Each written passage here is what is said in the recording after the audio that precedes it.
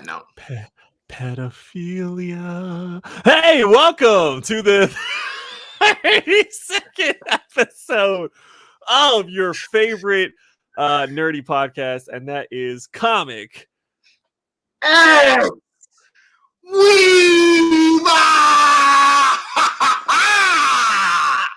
That's right. I am your co-host, James, aka never get on a plane and fly somewhere if you've never met someone that you're meeting there. You know what I mean? You know what I'm talking about. AKA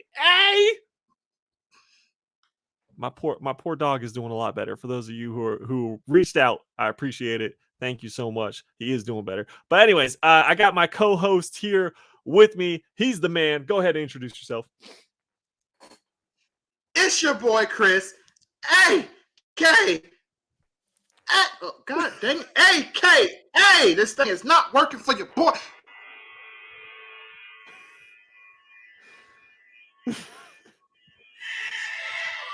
What in the world? What is this?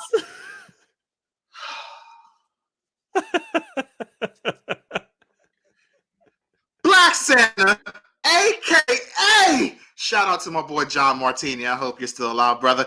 A.k.a. Super Cold Water.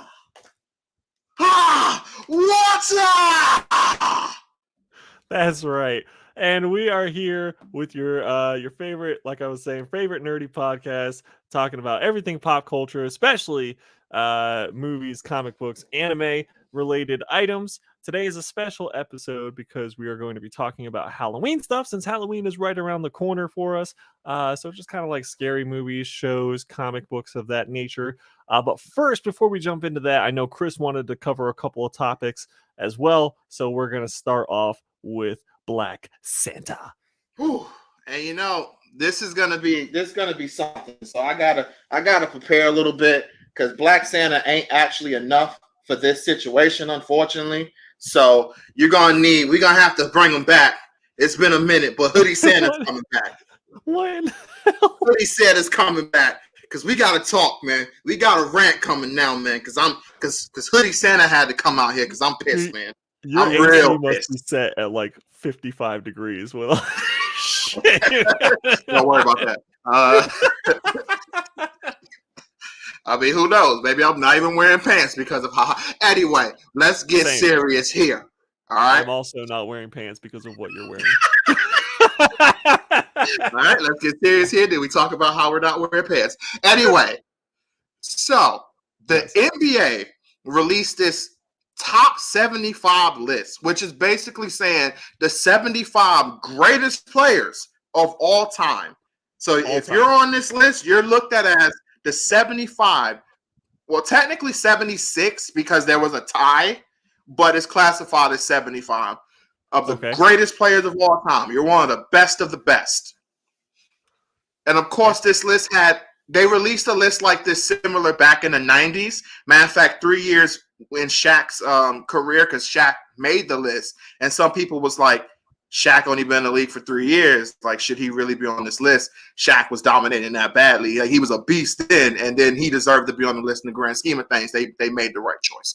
But no one made the list that young in this era. But here's the problem with this list. Of course, you got your guys who made the list, like the Kobe Bryants, the LeBron James, the Tim Duncans, the Kevin Garnett's. Particular order, or they just kind of threw names? No order. It's no order. It's just a list saying these are the best players to ever exist, and it's no real order. It was just a thing of like, you're on this list, you're that guy. You're not on this list. Well, here's a problem with you.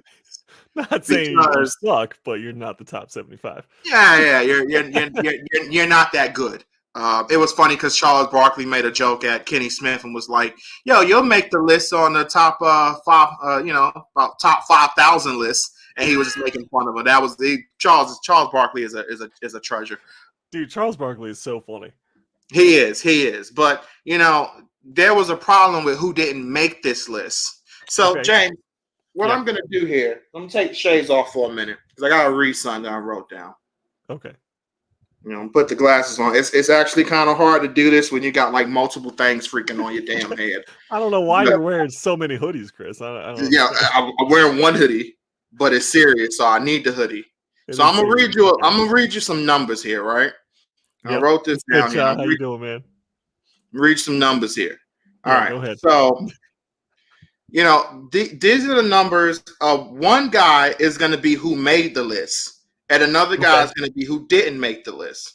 So what I'm going to do is the first one, I'm going to read the numbers, and then I'm going to read another numbers, and I want you to say which one you think is better. I'm just going to go by just accomplishments, and because if I go into statistics, it's going to take a little bit longer, but I'm going to go through certain statistics. But anyway, so this particular player, he is a 8-time All-Star. He is a All-Star MVP, won that one time. He is a 4-time All-NBA first team, 2-time All-Defensive Player first team, 2-time second team All-Defense, 3-time block leader. Rookie of the year don't mean a damn thing. Rookie of the year means a lot. But all NBA rookie doesn't mean nothing. It's basically, long as you don't suck, you'll basically make that. So that one never means anything. But I was gonna say rookie of the year is pretty good. No, rookie of the year is legit. So those are those numbers. What do you think of those? Not too bad, right? It sounds about like my numbers. It's pretty good. Yeah, that sounds exactly like the numbers you used to put up. That's why I've always been shocked that you never made it to the NBA, because the numbers are Was it the whiteness, Chris? Because I feel like it's because I'm white that you're shocked. Dude, you were so good. Listen, guys, James was so good. In high school, when he played football, they called him Vanilla Vic. I'm done. All right. Vanilla Vic. I'm still waiting for that white player who had can nothing to like do with Vic. my dog fighting ring. Okay, I just want to make that clear. Nothing to do with that whatsoever. He was fighting cocks first. Pause. Oh my god. I'll talk about chickens, bro. Cockfight. Okay. Yeah. Right. Yeah. All right. So here's the numbers. Here's the second numbers, right? Try to remember the first one. So here's the second numbers. Yep. 8-time All-Star. Okay. 5-time first team NBA. 1-time second team NBA. 2-time third team NBA. So that's a combined of we got 5, we got 6, 7. That's an 8-time NBA team player, right? So then we got 3-time defensive player of the year, 4-time all defense first team, 1-time defense second team, and then he was 5-time rebound leader, 2-time block leader, and he won the slam dunk contest, which doesn't really mean anything. Which numbers were better? Sounds like that second one, but the second one was better, right? Sounds like your numbers. Yeah, no, definitely. Yeah, exactly. It sounds like my numbers. And, I didn't make the NBA, because I tore my ACL and then my MCL, did my CCL. Achilles. Then that's the end of it right there. I tore my Achilles, James. My Achilles, James. My Achilles. And then my career was over. What's up, Armando? How you doing? We're what's good, goofing around right now for a second. Yeah. But yeah, no, definitely the second one. The second number sound better. Now, the first guy, he's basically a 23, 25, 10 guy. The second guy was a 20 and 14 guy. Here's the thing. The first guy made the list, being Anthony Davis. You know how much I'm a big Anthony Davis fan. I was telling you in high school. Good, because we talking about high school so early. I was telling you when we worked together that Anthony Davis is one of my favorite players. That this dude's gonna run the league in a couple of years. He never really did that, but hell, he's with my Lakers now, and he won a championship, and he's that dude. But the second guy also won a championship, being part of the Lakers as a bench player, and that second player is the guy who I felt got snubbed the most. Dwight Howard was not put on the team. And you look at these numbers, and here's the thing. For a basically 10-year stretch, mainly that 8-9 years, this dude in those years was voted to, when it come to MVP, he got 5 votes. I mean, not 5 votes, but he got 5 times where he finished in the top 5 in MVP voting. Like, he was the best center in the league. He was one of the big guys. He brought Orlando to the NBA Finals where they lost to my boy Kobe Bryant and my Lakers. But he still got them there. He beat LeBron James and sent his ass home. So why wasn't Dwight put on this list? And then you look at this stat. I'm going to put up some other guys. I'm not going to go through their real things, but Ray Allen also made the list. And honestly, I've always felt Ray Allen was overrated. Ray Allen is a good shooter, one of the best shooters to ever do it. But did it have was factored in like as far as like team win championship wins as well, or was that not? Because here's the thing: if that is somewhat factored in, but here's the argument with that: Dwight Howard brought his team to the finals, had playoff success. Anthony Davis, again, I hate talking trash about my boy, but Anthony, and I'm not saying Anthony Davis deserves to be on this list. I'm just saying if you compare the two guys, and Anthony Davis is still building his resume now, but Anthony, I'm just looking at their first 10 years. And Anthony Davis is in like his 9th year now, so he hasn't even reached the 10-year thing yet. But still, Anthony Davis could not get out the first round. He got out the first round like once, maybe twice, but he didn't make the play. He didn't have much playoff success at all, and he would always get sent home early. He didn't win in the playoffs. He only won when he came to LA. He teamed with LeBron. Dwight Howard was also on that team, and they went out there and they got a championship in the bubble. So, Anthony Davis was not as successful as the star on the team as Dwight Howard was. Now, here's another guy who made the list, and I hate doing this, but it's true. Reggie Miller. Love Reggie Miller. Reggie Miller is one of those guys who have so many playoff moments that you can't take away from him. Reggie Miller is an icon. What he did to Spike Lee when Spike Lee was talking trash, and then he said, okay, Spike. He went out there and destroyed the Knicks. And then looked Spike in the eye and told him, your team choked, boy. They choked. You'll never forget that. Reggie's a beast. But here's the problem, though. Here's the problem. Reggie Miller's his biggest career highlights. 5-time NBA All-Star. 3-time third NBA. And then he's a member of the 50-40-90. What's that? Well, that is you shot from the field 50%, you shot from 3-point 40%, and you shot from free throw 90%. That's very hard to do, and that's amazing. But here's the thing. That's only 3 things he did. That's it. Like in terms of career highlights. That's all. Right. You was only a 5-time All-Star, and you never made a first or second team NBA. Now, making an all-team NBA is very important because that's hard to do, period. Was it first, second, or third? The thing is, though, Dwight Howard made like 5 NBA first team, made NBA second team, and then made a couple of NBA third teams. So how does Reggie make this? How's Dwight Howard come out and said anything about he says it's disrespectful and just like it makes no sense how he didn't make the list. But here's why he didn't make the list. On a personal level, I don't like Dwight Howard, and one of the main reasons why is all the talent he had. He was too much of a goofball. He played around too much. He never fully realized his true potential. He was always a jokester. When he first came to the Lakers, he couldn't handle it because Kobe Bryant was like, dude, we got to get serious. We're trying to win championships. We're not trying to play games. We're not here to play video games. We're trying to win championships, bro. Like, stop joking around and smiling all the damn time. We're trying to win. So he didn't have a good time there. Then he went to Houston, and then James Harden hated his guts to the point where they both went to the management and was like, it's either me or him. And then I don't know what was Dwight thinking. You're coming to James Harden's team. You're not the head guy. You're not the guy they traded for to be number 1. You're number 2. So you really think they was going to choose you over James Harden? Of course they chose James Harden. They said, bye, Dwight. Your ass got to go. But that's part of the reason. Dwight Howard came across as a guy who played around too much. Kobe didn't like him. Dwight had his issues. James Harden had his issues with him. Of course, him and Kobe kind of mended fences. I don't know if him and James Harden truly mended the fences. I really don't know. But I don't think they hate each other. It's not that serious, I would hope. But Dwight is member for all to play around, and he's also a member for the most awkward moment in NBA history, where he went to management when he was part of Orlando, when he was the guy. He went there and he told them they need to get rid of their head coach, Stan Van Gundy. The report came out, somebody leaked it, and it went to Stan. They asked Stan about it the next day at practice, and Stan was honest about it and was like, yeah, it's true. Dwight went to management and wants me gone. But until that happened, I'm the head coach of the team, and I'm going to do what I have to do. So what does Dwight do?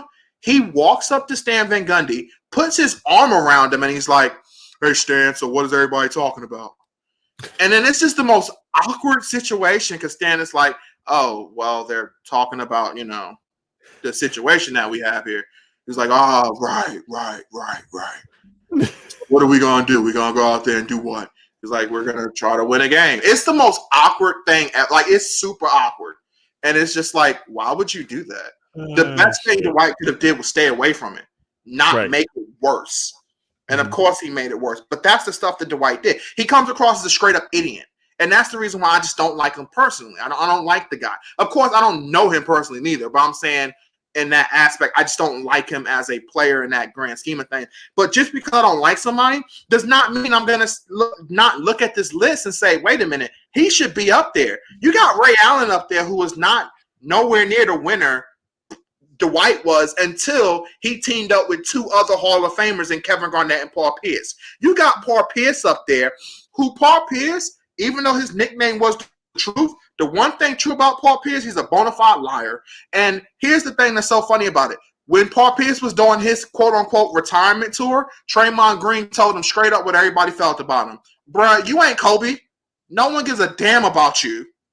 And what did he do? He ain't say nothing. He just sat back in his chair and just let Draymond talk that trash. Because he was never beloved like Kobe. Because he was good. There's no question. This dude ain't no scrub. He's a Hall of Famer. But is he one of the 75 greatest players of all time? Hell no. Paul Pierce ain't one of those dudes. He's not. He didn't win. Right. He teamed up again with two Hall of Famers and Ray Allen and Kevin Garnett. And then that was the only time he won. Because Kobe said, all right, you got me this time. I'm going to get your ass when we see each other again. And he did. So I'm just saying, Paul Pierce was never looked at as that great of a player. And it was so funny. It's the last part of Pierce. He said something that was so funny. They had like it was on one of the shows. And they was like, and me and you talked about it the next day because it was just so disrespectful. They asked him who was the better player, him, or at least they was like, the question came basically to, do you think you're a better player than Dwayne Wade? And he was like, yeah, I am. And you remember, I read you all those numbers, which show why Dwayne Wade is 10 times better than Paul Pierce has ever could imagine. And the whole set laughed him off that set. And great Jalen. So Jalen Rose. Here's my. Okay, go ahead. No, I was gonna say real quick. Jalen Rose came up there and was like reading the numbers to Paul Pierce. Paul Pierce couldn't say a single word except put his head down and just kind of nod because it was ripping him apart. Yeah, ripping him apart. But like, here's the thing: if I'm a player in a professional league or whatever, and someone hits me with a question, who's better, you or anyone? Your answer better be you. You know what I mean? Just out of self, it don't matter if unless they're saying like a legend like Kobe, Michael, whoever, someone like that, and then it's like, well, them. But like if they're just putting you up against whoever else, your answer better be yourself, because otherwise, why would a team ever want you again if you don't even believe in yourself to that point? It don't have to be true. You don't have, every rapper thinks they're the greatest rapper, and that's just kind of, they have to have that mindset. Every professional player needs to think that they are the greatest ever in their position on that team, period, to go get the job done. And so when a reporter hits you with a question, I feel like they're just going to go back, they're just almost going to default into that mode to regurgitate, I'm the best. You know what I mean? I get you, but keep in mind, Pierce was already retired, so he wasn't playing anymore. And two, if you make that claim that you're better than somebody else, your numbers better at least be close enough to them. Dwayne Wade numbers blow him out the water. They're not even close. Like his numbers are so much better for you to even say, no, I'm better than him. I'm better than him. Yeah, if you're not playing, it's different. But if you were still like active and playing, of course, if you're active, that's why I can't stand when people are like, oh, like when I hear a player in an interview like LeBron James, the best player in the league right now, or KD and this and that. Dude, what about yourself? Like, I can't stand when I hear another good player say that. I can't stand that. Right. Street Food says, "Who is the worst in free throws? Professional that cannot make that shot. I would get college kids to replace them." Isn't Shaq the worst at free throws? I Percentage-wise? actually Shaq's probably not the worst overall free throw shooter. Because you got like again, when Shaq needed to make certain free throws, he actually did make big free throws for his team. It's just Shaq is not a good free throw shooter, but you also gotta look at Shaq's a big dude, and his hand is like bigger than the basketball. So it's kind of hard for somebody like him to shoot free throws. He wasn't meant to be a jump shooter. He was meant to be a dominant force who just dominant. Like I said, I still say to this day, Kobe, I think, is the greatest player. And I know people will say Michael Jordan. That's cool. But Kobe is just that God. Looking at Kobe's stats when they was doing that thing was like, my God, this is why he's the Black Mamba. That's why he's my boy. His numbers are just fucking worldly. Like, that makes no sense. But anyway, and I'm talking like career. Anyway, Shaq is still, to me, the most dominant player to ever play. When Shaq played and was at his best, basically his first like 8 to 10 years, when he started in Orlando until the ending parts of LA, and then like 2 seasons in Miami when he was still Shaq, and then at the end of Miami he was like not the guy anymore. He was older. But when he was Shaq, no one dominated like him. His numbers are it's unreal. Like the 30 plus 15, like basically 12 rebounds. Like no one could stop him. Like he got up in there, whether you fouled him or not, it didn't matter. He still punished your team and got everybody he needed to get into foul trouble. And then you had Kobe to close things out if Shaq did go down or something happened. So that it was just unreal what Shaq was. Unfreaking real. Still say he's the most dominant player to ever play to this day. But it's just, how does Dwight Howard not make that list? It's because people don't like him. He's not liked. And I don't think that's fair that should be looked at. Because Damian Lillard, I love Damian Lillard. Dame Time is awesome.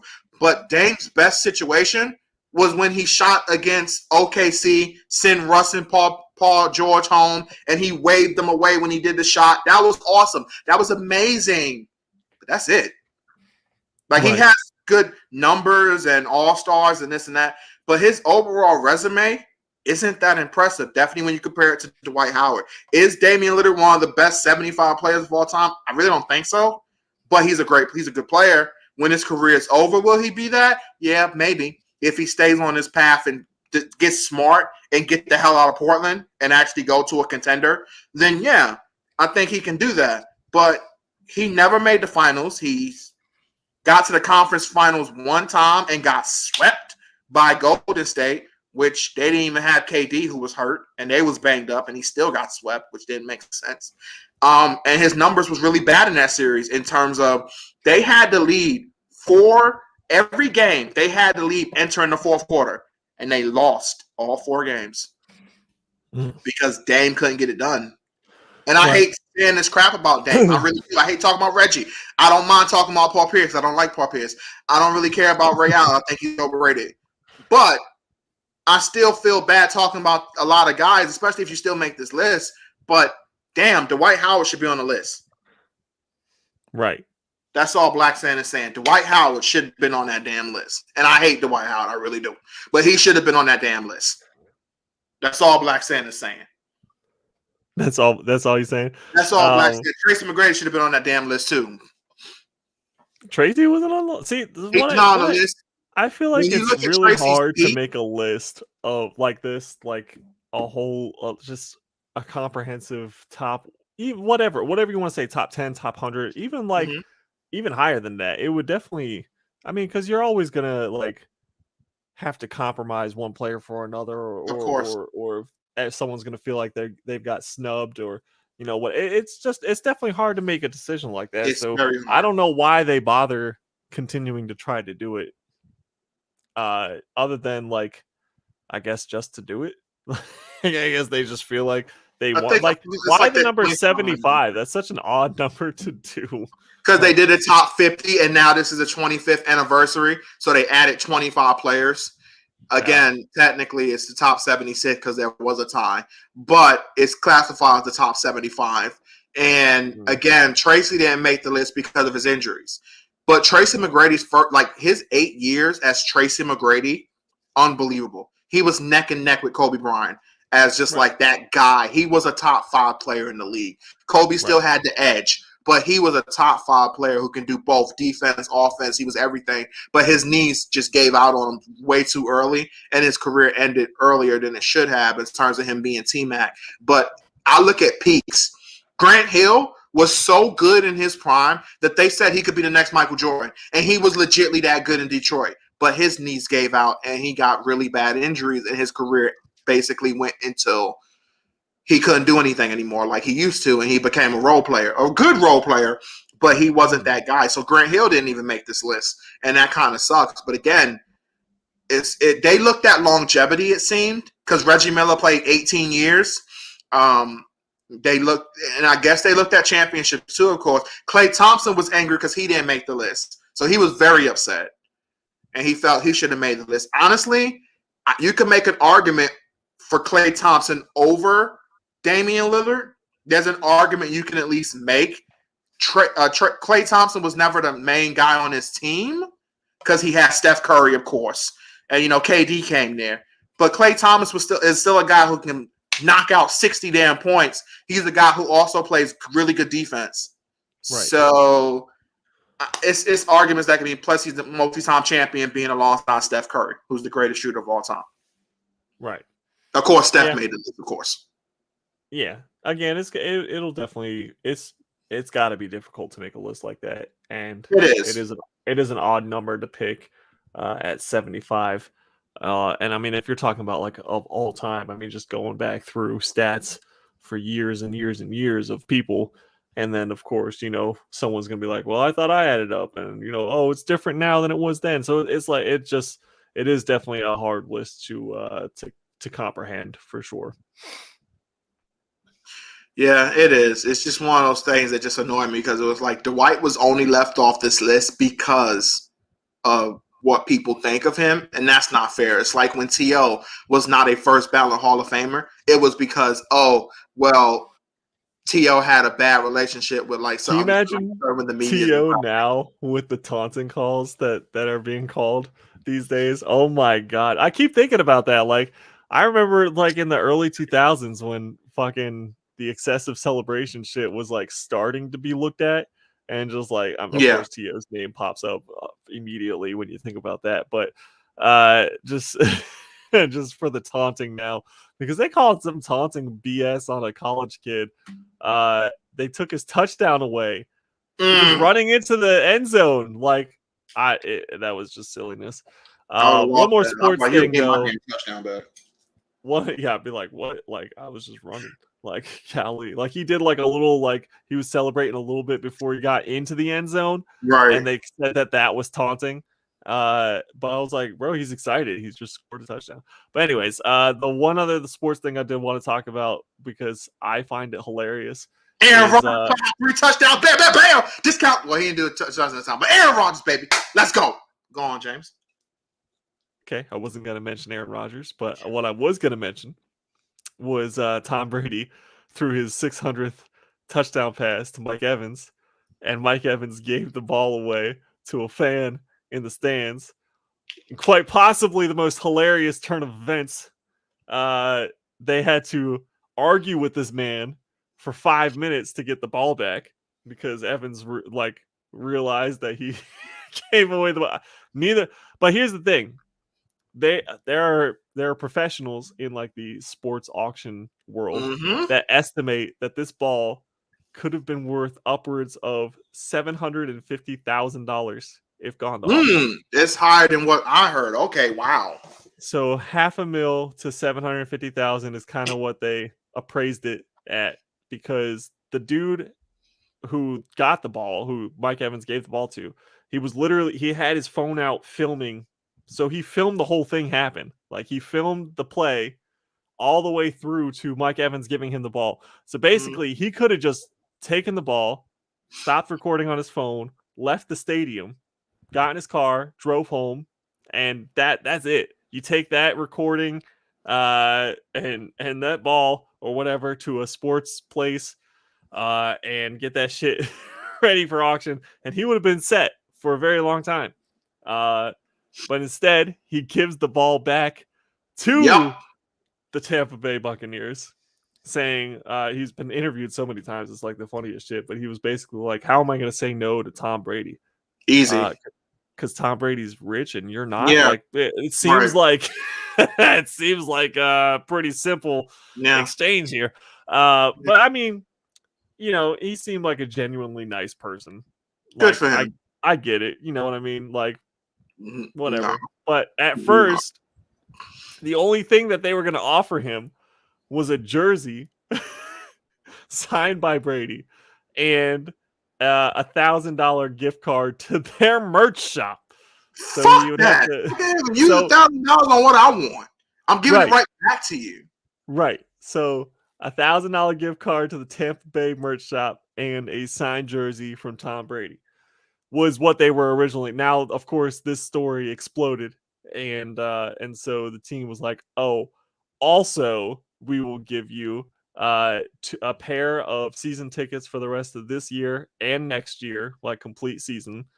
And Tom Brady gave him 1 Bitcoin, which totaled out to, I think right now it's around $63,000. So the man made $60,000 for which, I mean, if you just think about it, I went to a football game and I walked away with $60,000. Yeah, it's great. But in replacement of I could have walked away with a $500,000 football, you know, is definitely a little bit of a change. But that was probably my favorite story, sports related, that came out this weekend. Absolutely hilarious. And you know, I would have fucking ran with that shit. But he also didn't realize it was the 600th touchdown. It was same as Mike Evans. So that's what was just really funny to me. I was just like, damn, I would have fucking bolted, bro. I would have been gone. I would have shown my face on the camera real quick, turned it off, taken the ball, and been like, see you guys later. Left my wife, left my kids, left everybody. I'll see y'all later. Back at the house. I'll send a limo for you. I don't give a fuck. Let's go.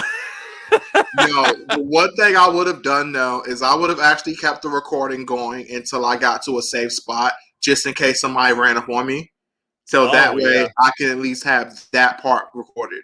At That's least true. that part or something like that. So even if I have to like send it somewhere so somebody else can get it, I would have had that part at least recorded. So like, all right, this happened to me. But either way, like I would have probably went live or something, make sure everybody can see what's going on here. I'm getting the hell up out of here. So if somebody run up on me, you guys see what happened. You know what to do. But no, I'm with you, bro. There's not like, okay.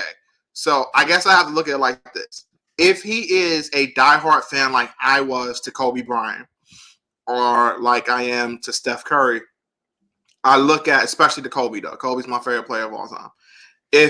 Even though it's totally different, it's not going to happen this way because NBA is different from football. But if there was some type of weird way where I can get like the basketball he shot that scored some crazy weird point or something, and it was like, oh, are you going to give it back? One, I would actually know going into it because of how obsessive a fan I am when it comes to that kind of stuff and numbers like that. So I would know what Kobe would pretty much need to get there. So once he got that number of how many points he had, I'm like, okay, he's at that number. If I'm a diehard Buccaneers fan, I don't know if this guy is or not, but if I was, I would know going in Brady's close to 600. And I would know what he would need to have it. So when that touchdown happened, I'm going to know this is his 600th touchdown. And I got this in my hand now.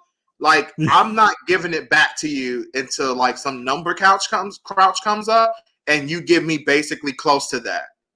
Right. Because I'm sorry, like Brady, you're the man. You're awesome. Good for you. But you're gonna go home to your hot, rich supermodel girlfriend. Oh my god.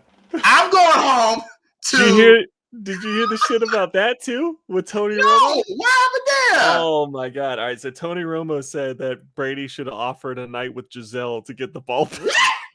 Okay, and like obviously joking, right? I know, like, but still, you don't joke like that. No, well, okay, so everyone got mad about it. Like people were fucking furious and outraged about it. Like the dude just gave up a $500,000 ball to like not expecting really anything in return. Just because Brady requested it, like we can make a joke for Christ's sake about, you know, Brady's got all this good shit. Hold on now, James. Look, I'm on your side. Hold on, James. James. That you do not joke about another man's wife unless Tony and Sejel and Brady are that super close, and I ain't hearing no stories about them being that close, or you can make jokes like that. You do not joke about another man's wife like that. Or a girl's husband or whatever their significant other is. You don't joke about that person like that unless you know that person. I understand it's a joke, but honestly, you don't.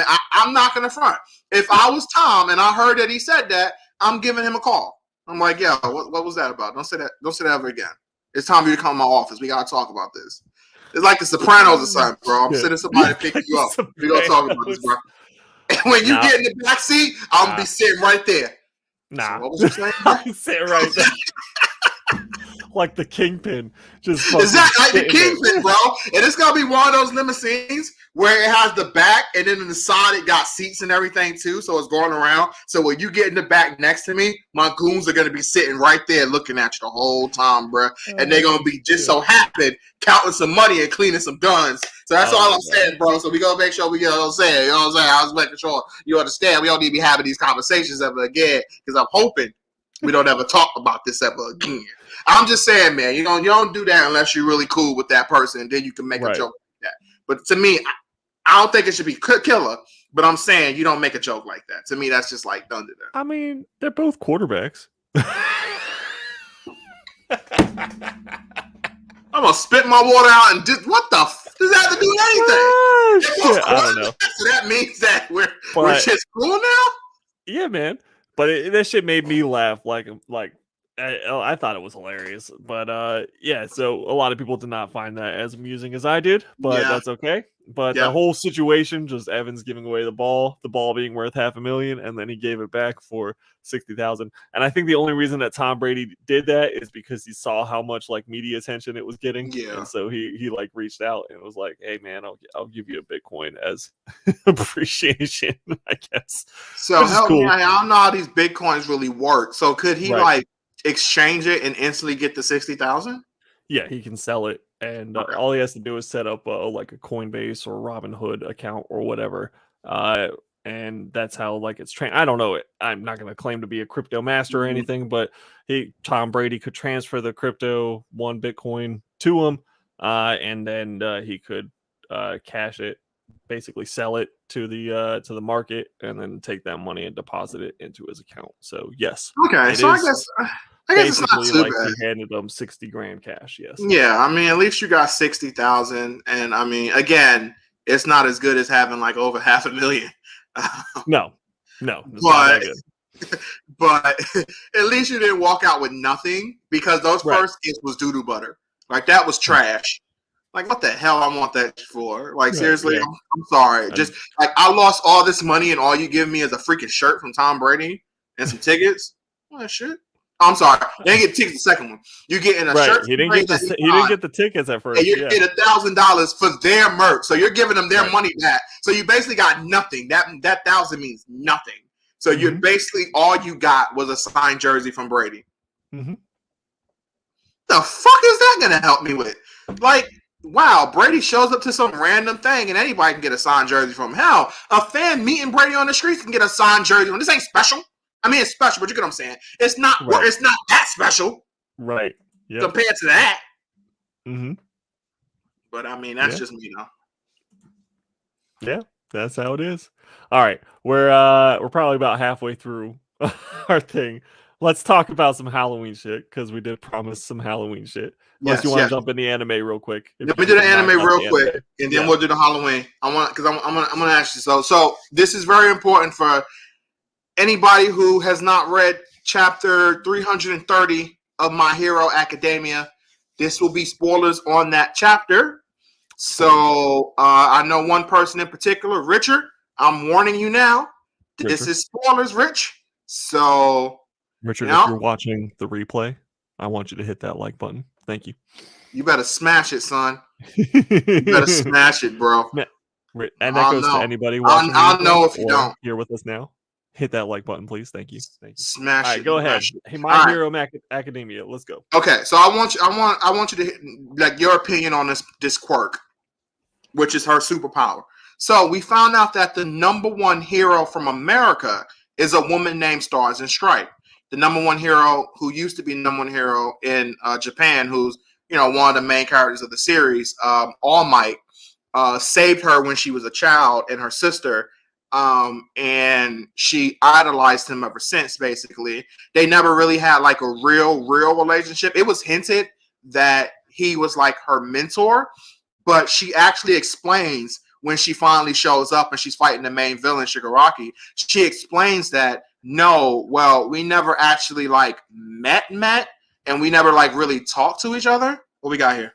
JBK's dad says, "Damn, I just finished chapter 329 too." Well, I mean, I gave you a warning, so I'm sorry, brother, but it's good shit. It's good shit. You're gonna want to know this. Like Vince would say, it's good shit. She's like, look, we never really met, right? It's just one of those things where it's like I idolized him and I looked up to him and I learned things through what he did. And then like Shigaraki, I love his line. He's like, good God, even I'm fighting the number one American hero. Like it's always about All Might. What the hell? Can it not be about this dude? Can we just fight? And she's like, well, that just shows how great of a hero he was. And All Might's whole thing is about, inspiring people. That's why he's always smiling. The main character of the series is Deku, who is like All Might's student and everything, and got his quirk from All Might. But anyway, so we find out that she Stars and Stripes. We got other heroes in different countries and stuff, and different number one heroes. Japan's number one hero was All Might. Then it became Endeavor, who was always number two. He was always the number two guy behind All Might. He never could surpass him. All Might was just a guy. But in America is the woman named Stars and Stripes. Now, listen to her power and tell me if this shit ain't fucking insane. So the way her quirk works is, now first she has a badass entrance because like Shigaraki ends up meeting her, but she's like on the side of a plane while it's flying, and she's just standing there on her way to Japan, just standing on a jet plane while it's just going. Like that's a badass way to enter a fight, basically. So anyway, they start going at it, and she first starts off by using her quirk by touching basically the atmosphere around her and making it where there's no more air around that area that they're around. That's going to affect him though. So she's basically, the way her quirk works is anything she touches and says the name of it, she basically now can control that property and reality warp things. So to go into things more, she does that, but then eventually he shoots, eventually some lasers get shot at him. He ends up reflecting them at her. She quickly, basically the speed of fucking light, basically, says the lasers' names and then change the property where she can now hold lasers. Like lasers don't hurt her anymore. And then she goes on, she goes on to even change like the atmosphere around her. She can change the atmosphere and all that stuff. But it has a limit though, where she can only hold two properties at one time. So what she ends up doing is she basically tricks Shigaraki into going closer to her, so he doesn't fully understand the full depth of her quirk. So when she punches him, she also, this sounds really weird, but I'm assuming she touched herself, not in that way. She touched herself, and she gave herself superhuman strength. So she hit him really hard and fucked his face up. But she made contact with him, so she was able to say his name, and then made it where if you move a single step, your heart will stop. She was like, "Fight's over. I win." Well, there's a little more to that, but before we get there, I want to ask you a question. What do you think of a power like that? It's just so confusing. It's just like, I feel like it's just anything and just say its name and you just have complete control over it at that point. It just seems she like has to make contact with it. Right. So at least if it's air, I guess she just puts her finger up, and that's how she did that. and then she made it where the area around him that affected him, he couldn't breathe for a period of time. Right. Basically cut off his air supply, basically. So she has to at least touch it, and then she says the name of it. So it's kind of funny because it pictured in my head of her just screaming really fast, "I now control the power of lasers!" Like before the laser hit her and shit. Like that's kind of funny to me. I can kind of see her doing that, so I kind of can't wait to see that animated because I want to see how that works. Right. But yeah, because this ain't Dragon Ball Z where they could fight for 5, like legitly Frieza and Goku. It's the meme, but it's legit. They had it. There was only 5 minutes left before planet Namek exploded, and Goku and Frieza fight so fast they legitly fought for just 5 minutes, but so much shit happened in that 5 minutes episode, like 10 fucking long episodes too, and like so many things happened in 5 minutes where a dragon was even summoned and people were sucking off the planet. A dead guy showed up and shot at Frieza. Frieza fought Goku. All this crazy stuff happened in 5 fucking minutes, but it's because of how fast Dragon Ball Z characters move. I mean, Goku, which is so funny, is that if you read the manga and pay attention, Goku as a child was light speed already as a fucking child. So like, but anyway, this ain't about Goku. This is about this here. You know, it's always about Goku. It's always about Goku. But no, Stars and Stripes. Like that power is fucking insane when you think of it. Mm-hmm. Like it's so funny because Endeavor, who's the number 2 hero, his whole thing was he kept like it's kind of messed up when you think about it, but he essentially kept having sex with his wife to produce the perfect child who can use her ice quirk and his fire quirk at the same time. And he was like, if somebody can do this, they will be the strongest. It'll be the strongest quirk ever. And it's like, no, it's not. Apparently it's not even close. This person could just shout fire, grab your fire, turn it into like some kind of weird rope, and hang you from a tree with it. I don't know. Right. Yes. So how did this person die? Oh, they hung from a rope of fire. Yeah, exactly. She can literally be like, you no longer have your power, and now, like you said, you're hung by this imaginary fucking fire noose. Enjoy yourself. You're gonna burn and fucking choke at the same time. But no, like that power is unbelievably broken in a lot of ways. Of course, she can only hold 2 properties at one time, but just being able to do that is freaking insane to me. That she can do something like that.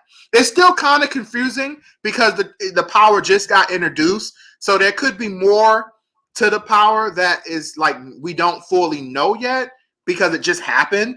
But this is what I gathered how this power works from how it went down. And then it's like Shigaraki, who she's fighting, he somehow gets past this because since it's implied, at least I'm not fully for sure. At least it's implied because he has All for One inside of him too. That they're kind of 2 people in one body. That the quirk can't work on both of them at the same time. It's really weird. Oh, okay. But the way it's implied, at least, is since he has 2 people, because he was able to move, and his heart should have stopped. So she was like, "Wait a minute, that's not right." So his heart should have stopped. So I'm not gonna front. I understand she's a hero, but I would have tried to end the fight quicker, where I would have been like, "All right, now that Shigaraki, your heart stopped, you're dead." Considering he is the big threat.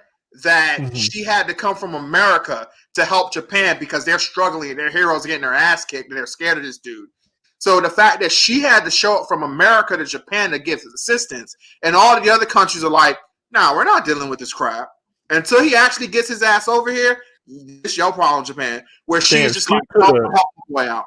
She could have dipped her toe into the Pacific Ocean and froze the ocean all the way from California to surrounding Japan and just starve them out. Embargo Japan. Blockade, baby. That's it. I'm saying. She probably could have legitimately did that. But I'm just saying, like, me personally, I would have ended the fight so much quicker. Because and it's funny because she's very arrogant, like an American. So I can see what he was doing there. Because literally when they start going, she's like, I don't even have to prepare for you. I can just beat you. And I'm sitting there like, that's the dumbest thing to say.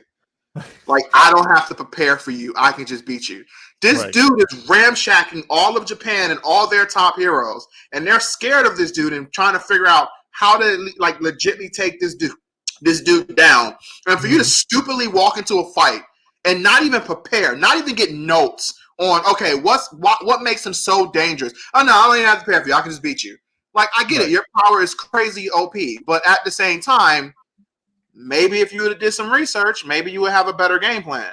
But no, it comes across as like an arrogant idiot. But at the same time, her power is fucking insane. And I can see where she would come with the mindset of, I don't have to do anything. But sure, she gets bored beating people all the time. So she's just like, I want a surprise. I'm just saying, dude, I would have ended that fight so quick because I would have just been like, all right, your heart stopped. Right. I would have been like, your brain is like gone now. You're like, you have nothing left. Like, in that? Crazy. No, my fights would be so boring that it's just how that would handle. Right. But yeah, I'm sure they extended that a little bit for the drama. Right, but I'm not going to go into any more crazy stuff into the full details of it because I don't want to go too heavily spoiled. I just want to mainly talk about the power and how that gets down.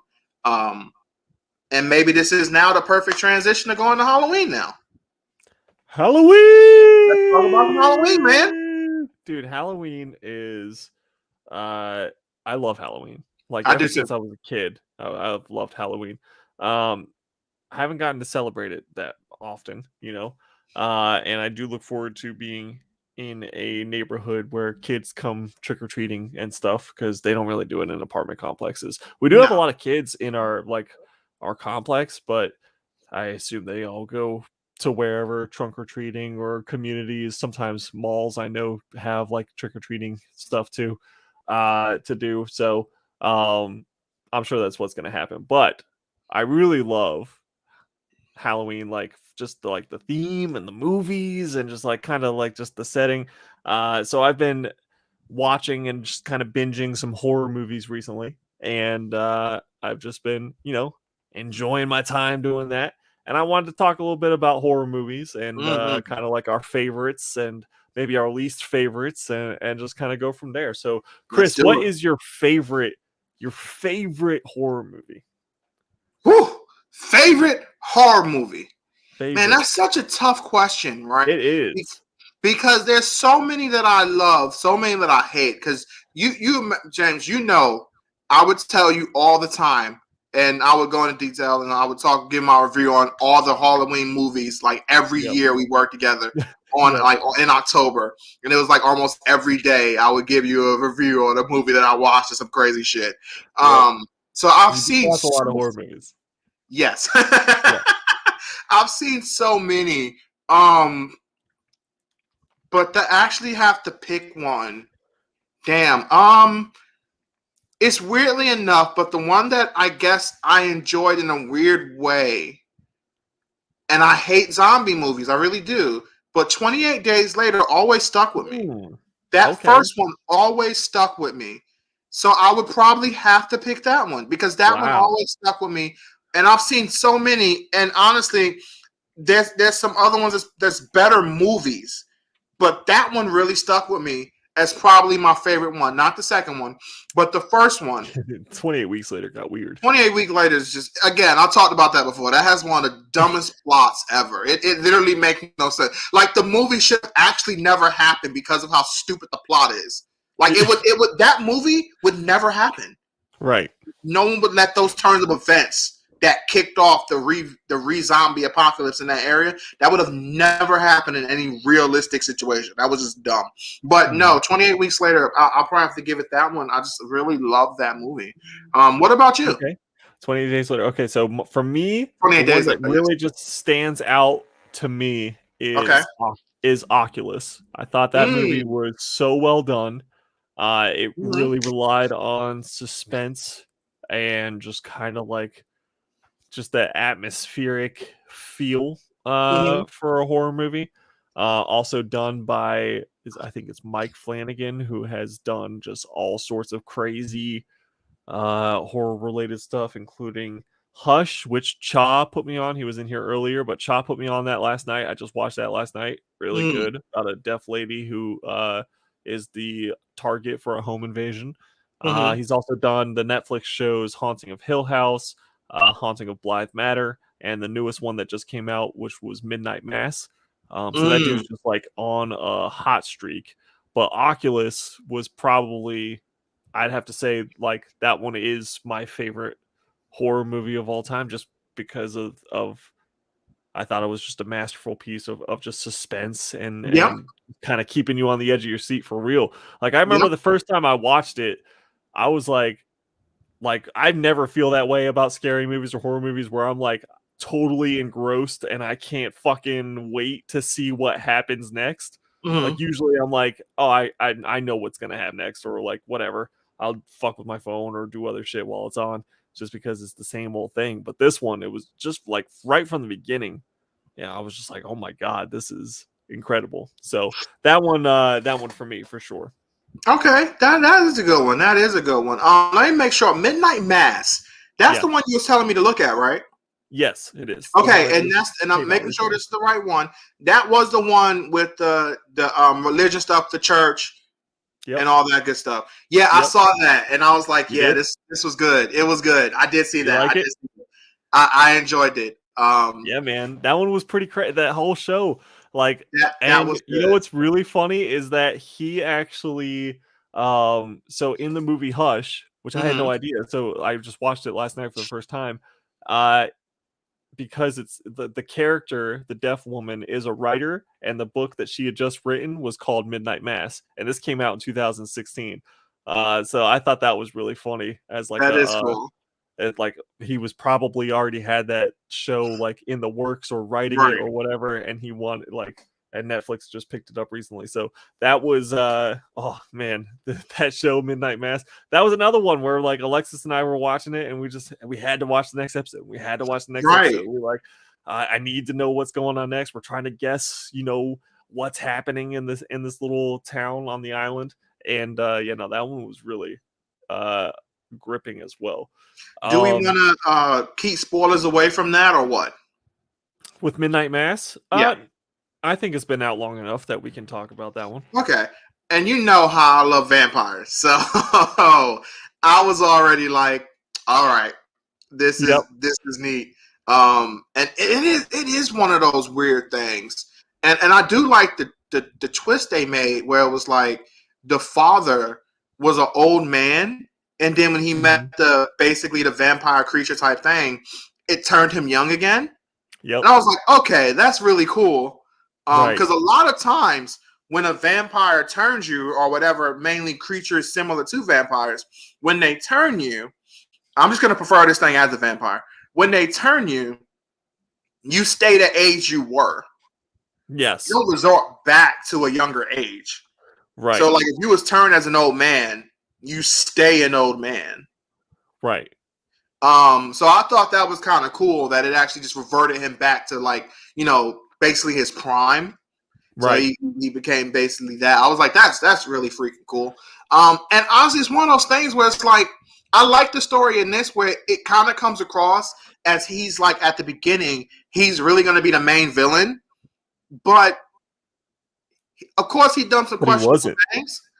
But he Yeah. wasn't. He wasn't Right. really. He wasn't like really a bad guy at all. He just Right. really believed in his faith and Right. believed in his creature as an angel. Yes. Which was crazy.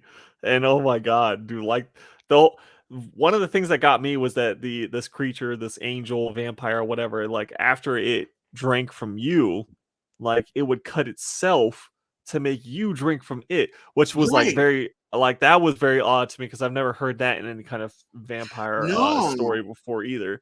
Which is why I was like trying to figure out, are they trying to do a vampire? Are they trying to like actually make it some kind of weird angel?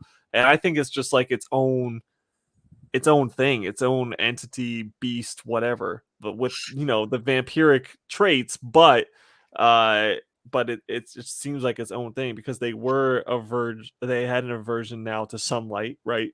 After getting it. And Yeah. yeah, no, it was that whole show was just so crazy. And it's funny because you say that. It's one of those things where it's like there are things where like a vampire can make you drink from them, of course, and that can turn you to a vampire too. But like you said, that way that he did it was definitely unique. And doing both of them at the same time, both ways that you could be turned to a vampire was like, huh, you don't see that at all. Like it's either one or the other. Like like the vampire can do that to you two ways, but you don't see them actually when they're turning you do it both ways like that. So that was interesting and unique. And I was like, that was really cool. And I was very shocked that the guy who I thought was the main character, who you could argue make he kind of is, and maybe he died. He dies, dude. Before the end. Sacrifices himself. Right. I was like, oh, I thought you were going to die at the end. I didn't think he was dying now.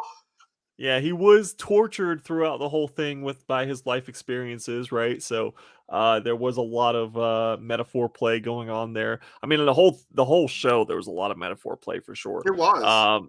But I mean, just going into what, this particular religion believes, I guess is probably also why, they had him drink from the creature as well, because they do believe that they are drinking the blood of Christ during their mass and everything. So that, like, the exchange there was very interesting. But then when it became like that finale moment where the church is full and they're handing out cups of poison, and like Alexis just turned to me and she's like, didn't this happen like for real? Like a cult really actually did this? Oh no, cults have done that a lot. Yeah. And I was like, yes, but they didn't fucking tell him that was about to happen. Like they just gave him poison Kool-Aid to fucking drink. So there's some stories that I did hear about that they knew they was going to die. That they was told really? that this poison is going to kill you. I hate that I can't remember the name, but it was like one of these really famous ones where there's even videos of it where they told the dude, like all of them knew they was going to die after they drank the poison, but they was convinced that they was going to go somewhere better, that they was going to go to a much better place, but they knew they was going to die. And even after like some people drunk, they even took turns. Like the person died, they moved that person, buried him up, got rid of them, and then they kept going. The dude's name was Jim Jones, this particular cult leader. He shares a birthday with me, so that's fun. And yes, he did. I think basically what he said was, because his cult was called Jonestown, and I think basically what he said is that there was like some sort of spaceship or celestial body that they had to jump on at this particular time, and that's why they needed to die then. And so that's why he passed out the Kool-Aid that was poisoned, and then he didn't drink it himself. This motherfucker just shot himself in the head.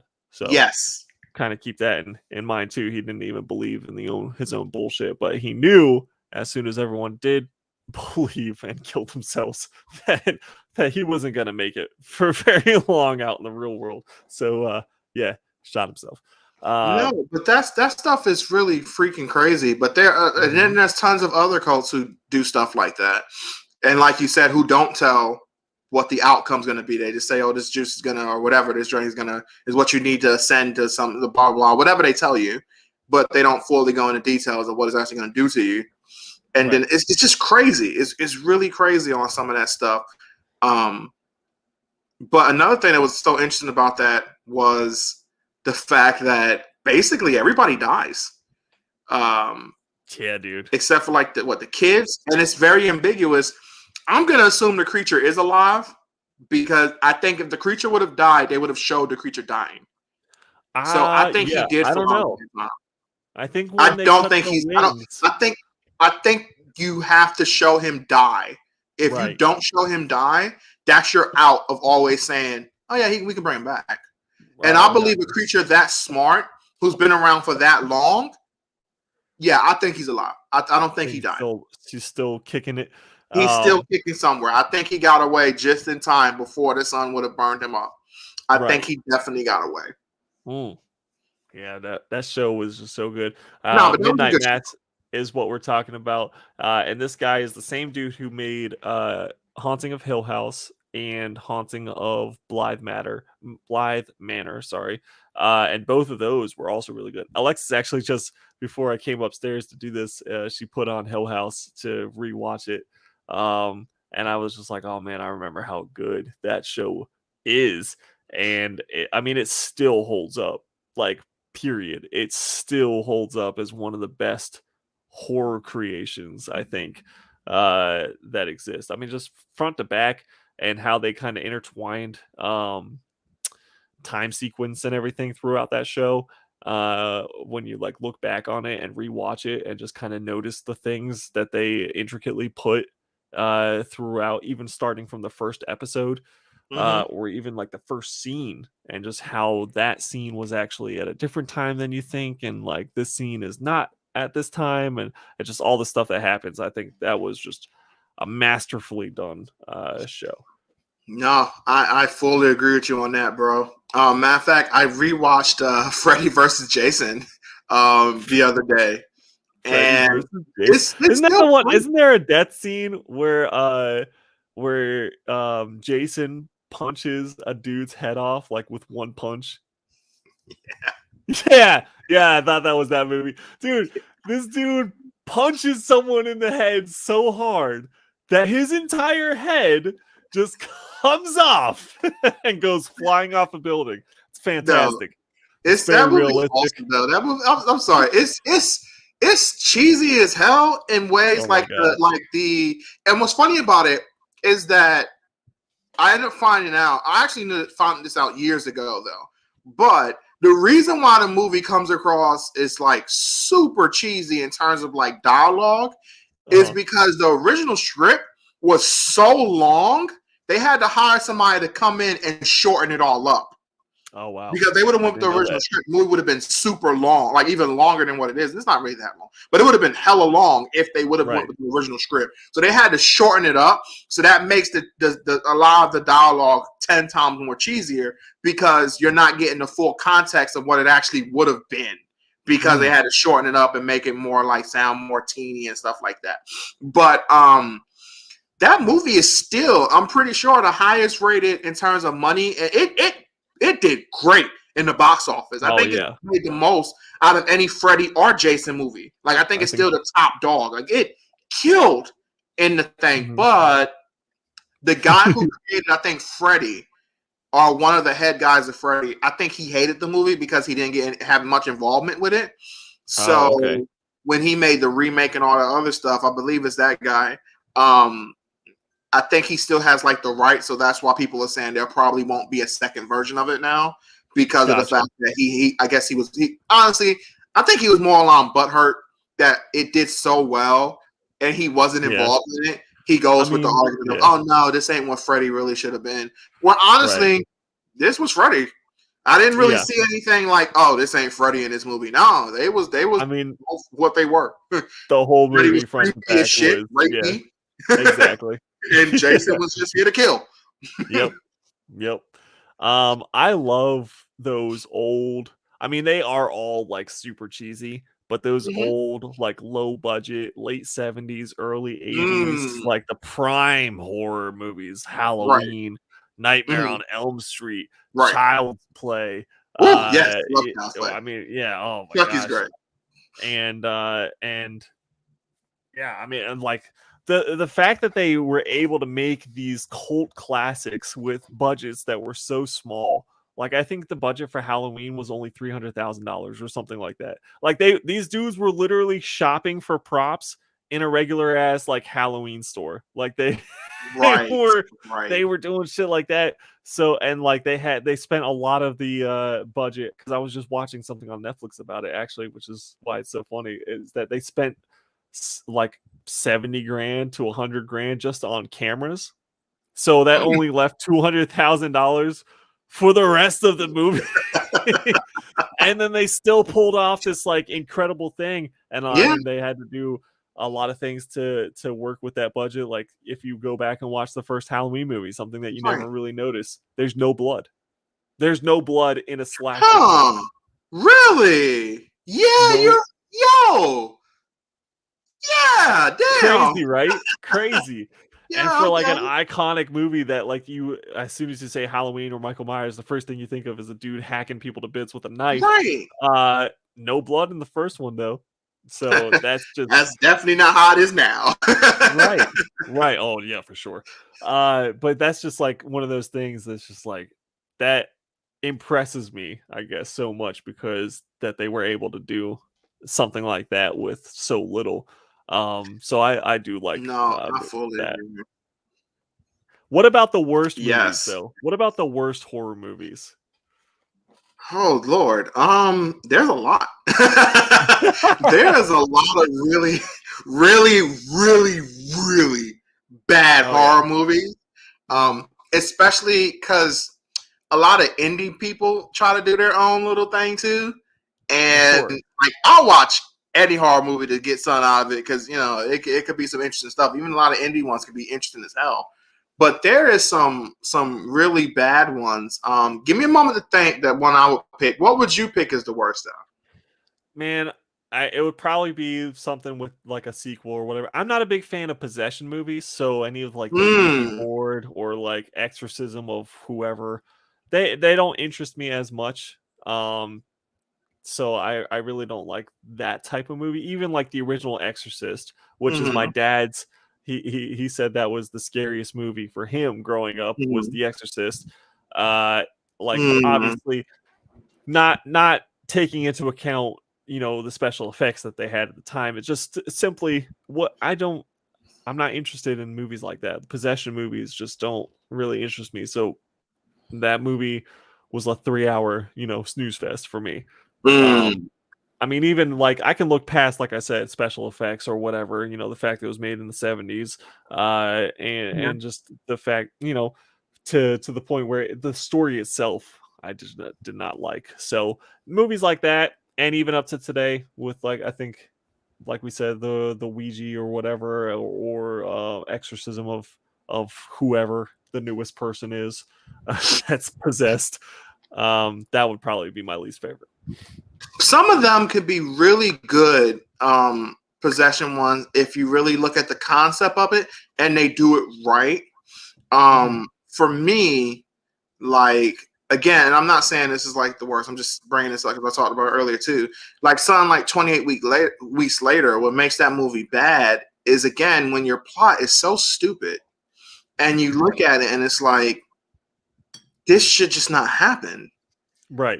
Like, and of course, there's certain horror movies where it's like the place is super haunted, and then these kids still go up in there, and then they all start dying, and then it's just like, well, if y'all asses would have just stayed home, guess what? The shit wouldn't have popped off. They told you not to walk up in here. There's even times where the demons or whatever are just like, dude, leave, like get out.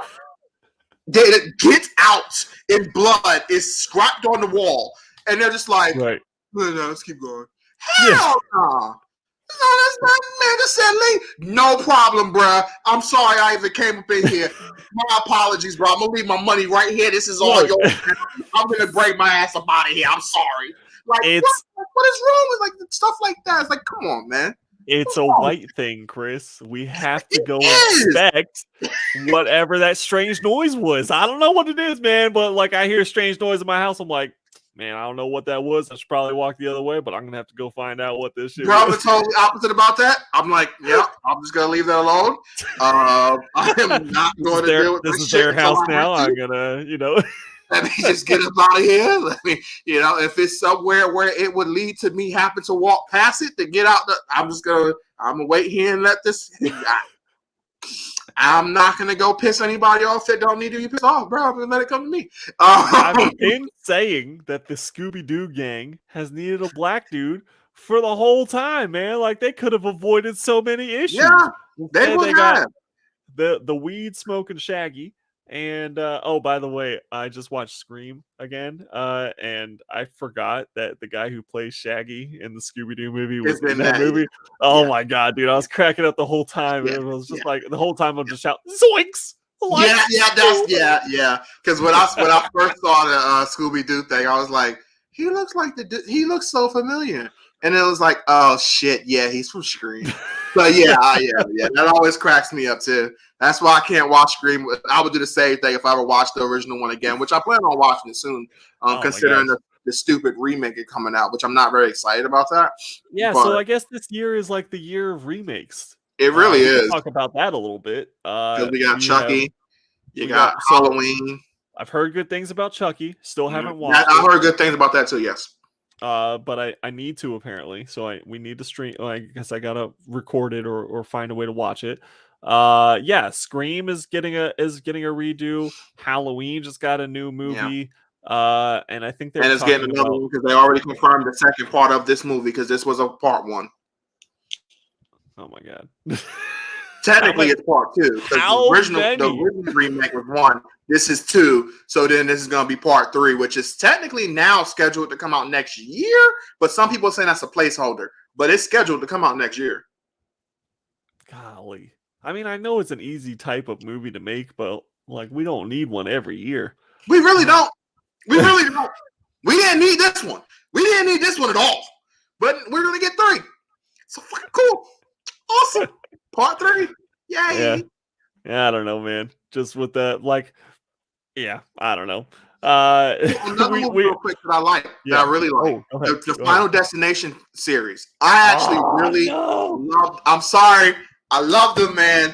It's like some people say it's a guilty pleasure. Nah, fuck y'all. I love that series, bro. Just to see how they're gonna die, bro. That shit is fucking. That series is comedically awful. No, so bad, dude. I just watched Final Destination 1 today again. Okay. And I'm sitting there bagging the board and books, and I'm laughing my ass off at how terrible it is. The one you gotta, I don't know, like I didn't even remember it because I pushed it out of my head. One of the first like revenge kills after the plane crash and everything, and it starts coming for the people where the fucking water comes out of the toilet or whatever. For the lady, right? Yeah, it's leaking, right? And the teacher it's coming.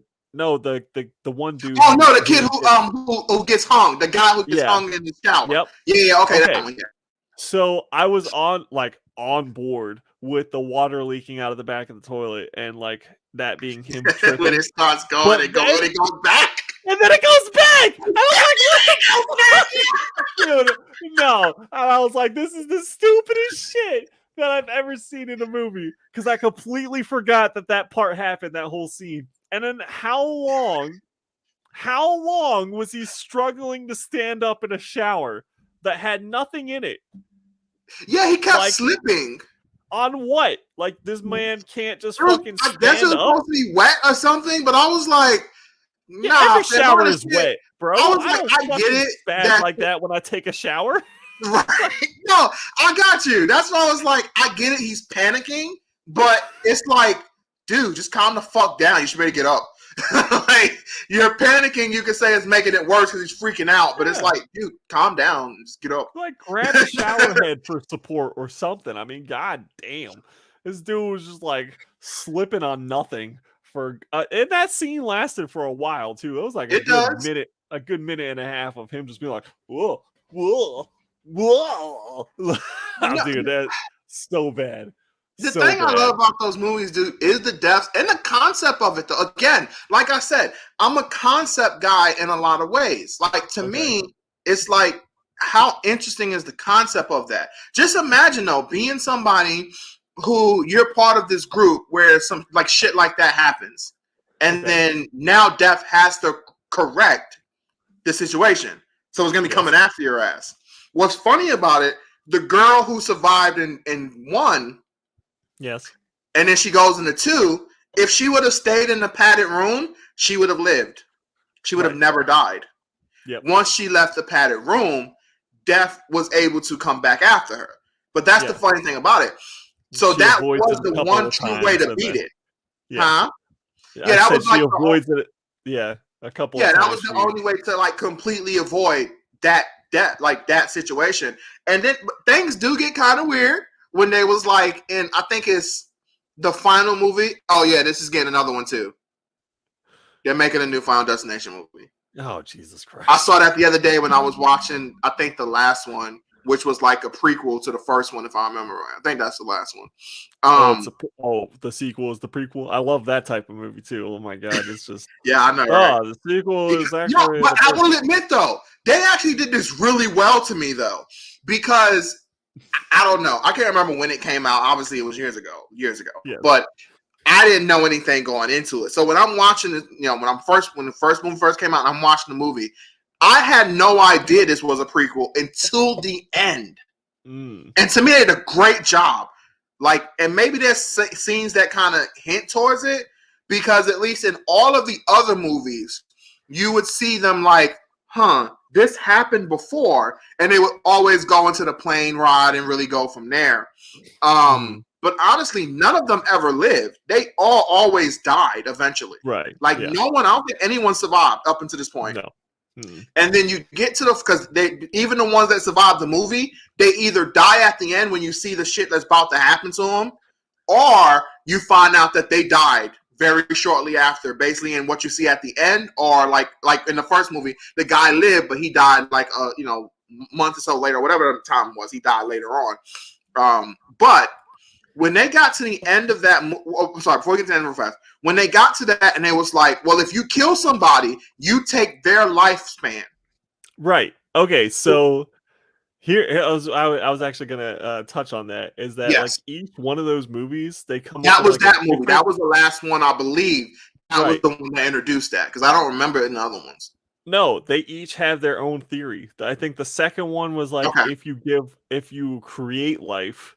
That was that one. It. Then there was like another one. I can't remember. It was you had to pass it off, and then like you said, if you killed someone instead, like you would get their remainder of their life. So basically, go after a couple of babies, and you should be okay. But like each one just had something more ridiculous of a task for them to do, and the deaths. Dude, like they got to a point where it was like, there's no fucking way in hell you can expect me to believe that a fire escape, for example, like first of all, this man tripped on spaghetti, like it's fucking Donkey, like it's fucking Donkey Kong in Mario Kart. This man slipped on spaghetti, okay, and then that's the second one. I'm pretty sure, right? That's the second one. Yeah, because that's the car crash. No. Is that the second one? Yeah, because that is the one with the car crash. But is that the second one? Yes, that is the second one. Yes. Yep. Mm-hmm. It is the second one. The police officer. Yeah, that's the second one. Yep. Yeah. And the fire escape apparently can go all the way down to the ground in this particular New York apartment, and at such speed and rate that it could impale someone through the eyeball. So that was absolutely ridiculous. But yes, no, that movie series I think is very corny. I mean, if you got a demon, and this is supposed to be basically the devil, death, or at least death itself, coming after you. Is the black guy Death? The guy who keeps showing up to like be creepy or whatever? No, he's the only one that's alive. That's why people are saying that it's a possibility he's deaf. That's what I just said. Or at least he works for death. It's one of the two, because he knows all of the rules. Right. And he's 100% fine. And he knows who's about to die. Like like when they walk in there, he knows, death's after you soon, or like whatever. Cool. Yeah, exactly. Yeah, like he knows everything that's popping off before anybody even have to say anything to him. And he's the only one that like seems to like. I'm pretty sure it's the same guy who plays Candyman. Yeah, it's him. I heard that the new Candyman movie was good. Is that true? It was okay. Yeah, it wasn't terrible. Right? It was better than I thought it was going to be. I really thought it was going to be straight trash, but no, it's not trash. It's great. It's definitely passable. Is it great? No, but it's good compared to what I thought it was going to be. I really was like, this is going to be straight garbage. But no, it was straight. It was all right. It ain't nothing special. It was okay. Right. But I gotta take a look. Yeah. I just want to say this about this next week more. But I just really like that, like, when the black guy kills the other dude, and then they eventually find out, like, yo, you did that shit on purpose, right? He's like, all right, yeah. at the end of that movie, the girl and the guy and the black guy are the 3 survivors. The black guy's at work, and the girl and the guy are going somewhere on the plane. That's when they finally show that it's a prequel, because then you see this is the events what led in the first movie. You see the kids getting pulled off the plane because they're fighting, and he's freaking out about what's about to happen. And when that happened, the 2 guys realize when it's too late, when they're already in the air. I can't remember. Somebody asked, like, what was those kids freaking out about? And the flight attendant explains, like, oh, one of the kids thought that, like, saw a vision about the plane going down. And the main character and the girl's like, oh, shit. And then they get killed. And it was like, oh, that's fucking insane. Like, to me, that was a great buildup. I didn't see that coming for me. And usually I'm looking at these horror movies like, oh, I can tell basically what's popping off. I didn't see that part coming. And I love at the end, a piece of the plane, when the black dude's talking to his boss or somebody who works with, he's like, yeah, old boy only had he had like a tumor or some shit. And it was like, oh, he only had he was gonna die any minute now anyway. And he's like, what? And then the piece of the plane lands directly on the black guy. And I was like, damn, that's a good way to end the movie. And it ended. That was it. We ended. Hey, at least he made it to the end. He was the last survivor. He was technically the last one. That's right. Goddamn. No, yeah, that is a cool way to loop it. That was cool to me. Now that they are doing a new one, it's like, okay, great. Now what are we gonna go? Yeah, it makes you wonder. Like, all right, well, I mean, yeah, like, how much? You already got so many over the top kills. Like, what are we gonna do now? Like, so you name it, they've done a death for it. One that sticks out to me is the weight room one where he's fucking lifting weights on a machine. Oh yeah, he's like slams it, and then the weights come and like slam his head. I'm like, what the fuck is actually happening? The car crash one, though, I never seen that one before. The whole highway pileup is definitely terrifying, because I think that shit every time I see a fucking log truck on the highway. That can happen though. Yeah, I'm like, honestly. Each of the pileups is legit. That's the thing I give it to them. Each one can happen. The plane can happen. The ride, the roller coaster, that 100% could pop off. Yep. The like you said, the pileup could pop off. The one in the event with the cars, that can pop off too in a racing event, because there's actually been many situations where the car has crashed into the fans and killed a bunch of people. So that could pop off too. What was the other one? I don't remember. Out of all of them, though, I would prefer the plane crash. At least that shit would be fucking quick.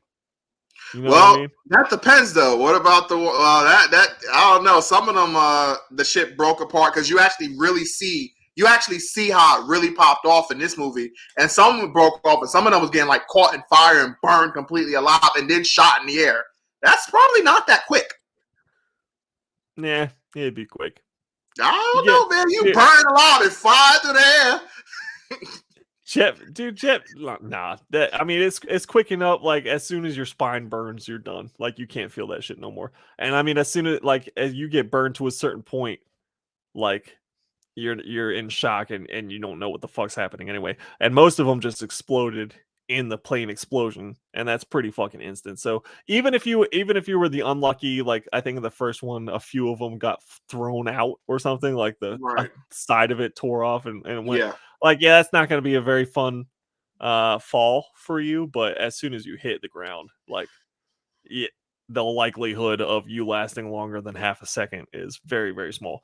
So I would prefer that rather than car accident, because they were all like fucking screaming to death and just slowly like being impaled and shit and like that kind of shit. So I was like, no, thank you. And a roller coaster, I'm good with that too. That's why I don't go on any fair rides or anything like that, man, because that shit. That there was like just a video of a fair ride almost toppling recently, like this year. Right. I'm like, who regulates this shit? I have no idea. Yeah. Oh, real quick before we go, what about the Paranoid Activities? What do you think about those? I love the first one. I love the first one too. Again, if she was dating the brother, that movie wouldn't have ended that way. Like, if she was dating me, Wouldn't have ended that way at all. Because soon as that shit started popping off, all right, honey, it was nice knowing you. I'll see you later. Bye. Yeah, for real. Like I wouldn't even said shit. She would have went to sleep. Your boy would have. But that's before she was fully possessed too. I would have been gone, bro. Right? Number, you can keep the phone, bro. You and the demon can call each other, have fun. You can keep that shit, bro. I'm done. I am gone, fam. Like, we ain't even playing that shit. Like, his death is 100% on. Because this is before she got possessed. And when she was normal, my man could have left. He could have stopped. Even the priest was warning this dude. Yo, get the fuck out of here.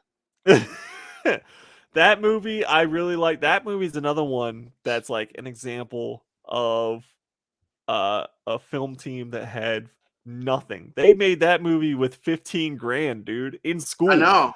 And somehow, against all odds, got that shit on a viral level where it became like the hot movie of the year, and made millions of dollars off of $15,000, which is just insane.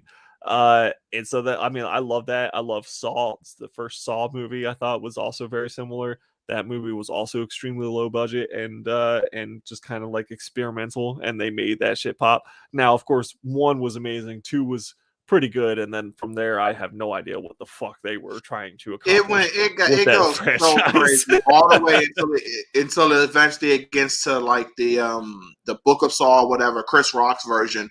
It gets fucking insane, and not in a good way. It just gets so convoluted where they're just trying to bring everything back to the first movie, and it's just like enough.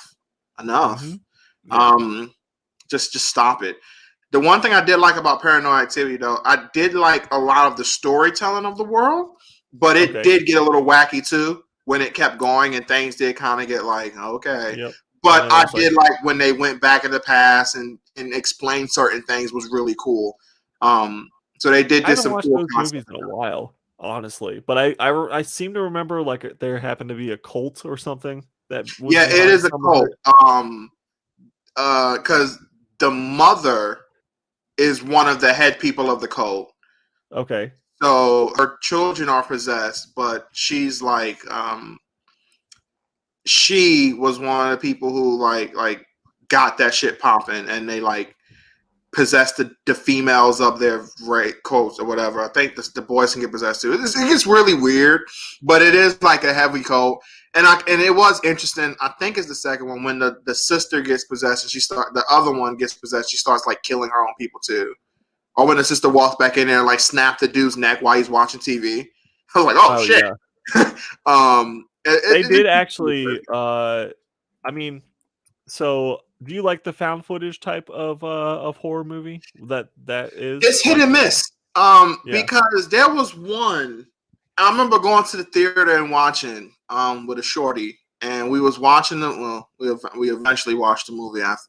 We watched the movie, and it was the one where I can't remember the name of it, but it was a lady who was a reporter, and it's somewhat sound footage. She was they went into a building, and then like a disease happened, and like an old lady got put with the disease first, and she went crazy. And then, like, the cameraman is, like, recording everything, and the girl's, like, a reporter. And then they seal off the area because they didn't want anybody to leave because of the disease. And they had, like, people outside ready to kill if anybody walked out or something without getting it situated. And that movie was, like, to me, pretty bad. It just sucked to me. And even though everybody died, I was just like, this kind of sucks. But no, it's hit and miss with me. Most of them I don't like. But some of them can be really, like, in theory, could be really fucking scary. Usually, I'm with you. Usually, I don't like them. I thought Paranormal Activity 1 did a very good job. I only, like, half watched the rest of them, so, like, whatever. But I thought first Paranormal Activity was outstanding. And then recently, Alexis and I watched one that was called Hell House LLC about it was like a mockumentary type thing. So it was, like, found footage. Plus, it looked like they were doing a documentary about what happened, like what went down at this haunted house. Like, it was these kids that just threw a haunted house together for October, basically. And it was just kind of what happened on opening night. And like, you never actually see really what happened, like what went down, but you just kind of see like the build up and just like the aftermath. And I think that part of it was what made it so good, just because Yeah. like you don't know what really happened in that room. Right. It was so well done to the point where like I had to look it up and be like, yo, like, is this based on something for real? Like, I need to know. Like, I Yeah. need to know if this is like a true story or what are we playing with. So, but it's very few and far between for me that a movie can pull that off with found footage. One Yeah. of the It's hit and OGs, miss. Yeah. yeah, one of the OGs for found footage is I don't know if you've watched the movie Cannibal Holocaust, Hmm. uh, but it was like a banned movie for some time where the director even had like in the actors' contracts that they could not make public appearances for a certain amount of Right. time after the movie came out to make it seem like it was in fact like for real, Yeah. that this shit went down. That they go to like this island that's kind of secluded or whatever, and it's basically just a tribe of cannibals, and Yeah. just all sorts of crazy shit goes down, and you know, in typical found footage fashion, it ends with someone dropping the camera and the camera just like playing out. But yeah, that one Yeah. I That's a thought was lot really how they cool. end. Yeah. And even to like that director was even arrested. Like, this is how crazy the director was arrested, and he took the heat. Like, the actor, one of the actors had to break their contract to come out and be like, To no, get them. Yeah. it really is a movie, to get him out of jail. And then the director was mad that the actor No, broke he their was gonna contract. legit. He was that man was living by his gimmick. That man Yeah, was undertaking this because back in the day, Undertaker would never break his gimmick, bro. That dude would like legitly live and die by kayfabe, and that right. dude was basically that. That dude was like, "Nah, bro. Yep, it sure is. You gotta do what you gotta do. I understand, sir. Not Yep. resisting." Yep. Yeah. Best publicity he could get for his movie was that shit right there. And that is a pretty twisted movie. I mean, for the 80s, I mean, like that was pretty realistic. I remember one scene in particular where someone is like impaled from butthole to the mouth. Like, it just goes right up.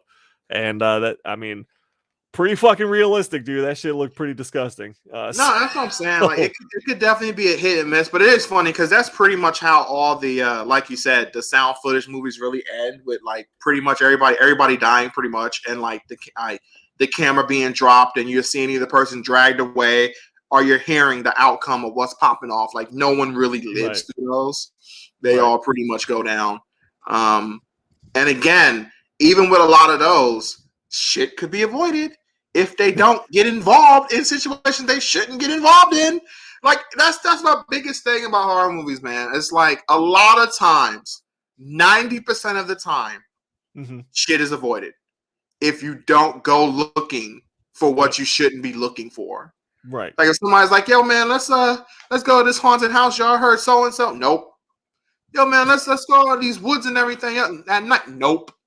"Yeah, let's go to this island and it's just gonna be up." Nope. I ain't doing any of that shit, bro. Like all that stuff is stuff that can be avoided. And it's Right. like, again, I would be like the worst person for a horror movie because yeah, I'm gonna live, but the movies are gonna be literally just like them explain the situation. Nope.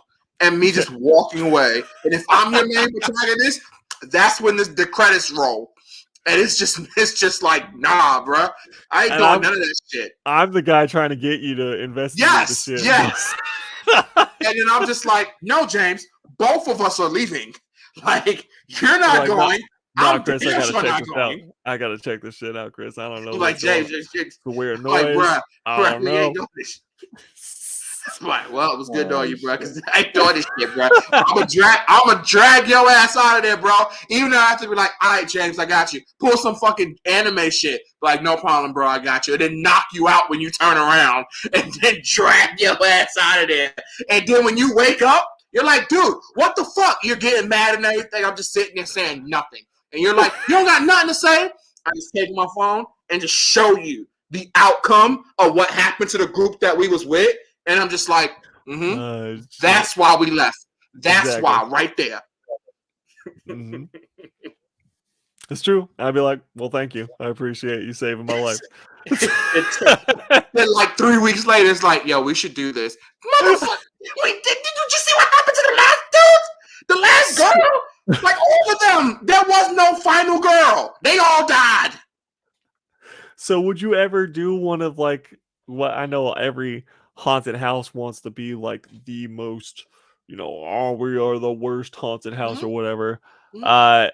Would you ever do any of those, like Nope. the attractions? No, you wouldn't be down for that. I went to Scarowinds and with Alexis this year, and we which is Carowinds is a theme park in the Carolinas, and they Halloween time they do the haunted version or whatever. So I mean, we went through the haunted houses and it was fun. It was a good time. Was it scary?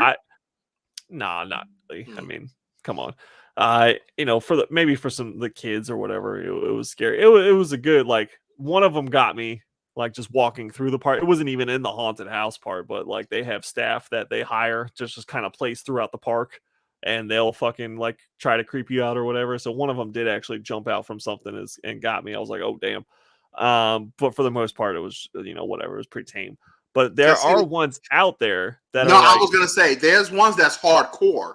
Yeah. That if you go out there and do those, they're gonna go to the extreme to scare you, where you're gonna feel that it's legit. Where like either they're stalking you, and you're gonna be wondering, is this part of the show, or is this person actually trying to like do something to me? There's those there's some real crazy hardcore ones where even some where it's been physical. Yeah. You have to sign the waivers for those, but yeah, there are haunted houses that they can touch you, tie you up. They got you for the night type of thing. And they will try their hardest to make you cry uncle and get out so that you don't make it through the thing. And they're professionals and they've done it for a long time. So every year I'm sure they get that guy or who that group. I'm gonna make it, and then they don't make it. Alexis used to run like a haunted woods thing with her family up in Ohio. And she was telling me stories about some stuff that they would do to make it fun. I mean, it's pretty intricate. Like they got like walkie-talkies, so they're basically relaying your location and where you're going to like the rest of the staff, so they fucking know exactly when to jump out or when to drop down or like that type of thing. So I mean, it's there's people that get really into being scarers and the makeup and everything, just like the craziness. So yeah, no, that's pretty cool. But I'm saying with you, I wouldn't do one of those like extreme haunted houses for sure. Nope. Because if I even failed, you potentially gonna physically touch me. I'm gonna physically touch you. Like I'm gonna deck you right in the face. Like, can you imagine if you were just like you signed the waiver to go in, and then like you strap up like Frank Castle as the Punisher, and you just start like capping motherfuckers. Like, all right, well, I guess we're doing this. You just go in. I'm like, oh, this serious, right? Boom, boom. Like this serious, right? Zombies, bro. Let's go. Like we getting serious up in here, bro. You make it out the backside of the house, and you're like, all right, I made it through, and they're all looking at you like, what the fuck is wrong with you? Yeah, I'm like, I did it! Yay! Where's my reward? I'm like, bro, we're calling the police. That's your reward. Like, bro, you about to get arrested. You just killed 13 people. What is wrong? No, that's part of the waiver, bro. Nah, we good. Yeah. We good, bro. Y'all good that too. Waiver works both ways, son. That waiver goes both ways, son. If you was able to physically tie me up, I was able to defend myself. And I just happened to have a couple of pieces on me, a hunting knife in my side, on the knee, you know what I'm saying? A blade under the tongue, learned from my Puerto Rican girls up in New York. I got all this stuff, bro. Just had to do it, had to be done, bro. Under the tongue. Oh, shit. That is too funny. No, that's be like, where does it say in the waiver that I can't have my gun? I don't know. Show me in the waiver. Bro, isn't this America? This is America, right? Bro, come on, bro. I have the right to bear arms, bro. Calm down. It's cool. It's not a prank because they're dead, but it's cool, bro. It's a waiver. Oh my gosh. Oh man, that's too funny. I think that Stephen King runs one of or is at maybe he doesn't run it, but I think he's associated with a haunted house up in Maine that kind of goes with what his stories and stuff. Stephen King, for me, like I love his books.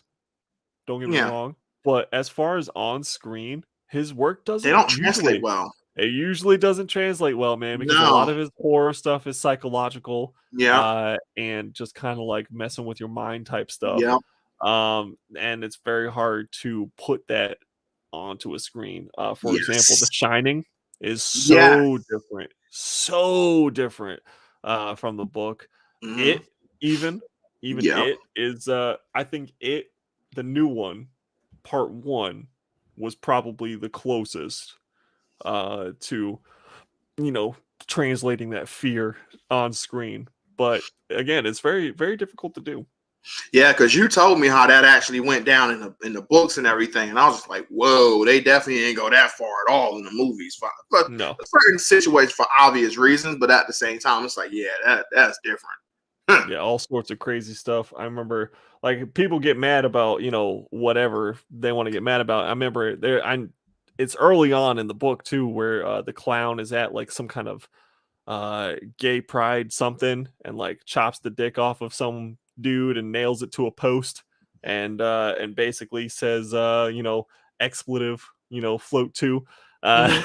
is basically, and there's like all sorts of like crazy child molestation scenes in that book and everything like that, so that like that book is twisted for sure, but for different reasons than we see in the movie.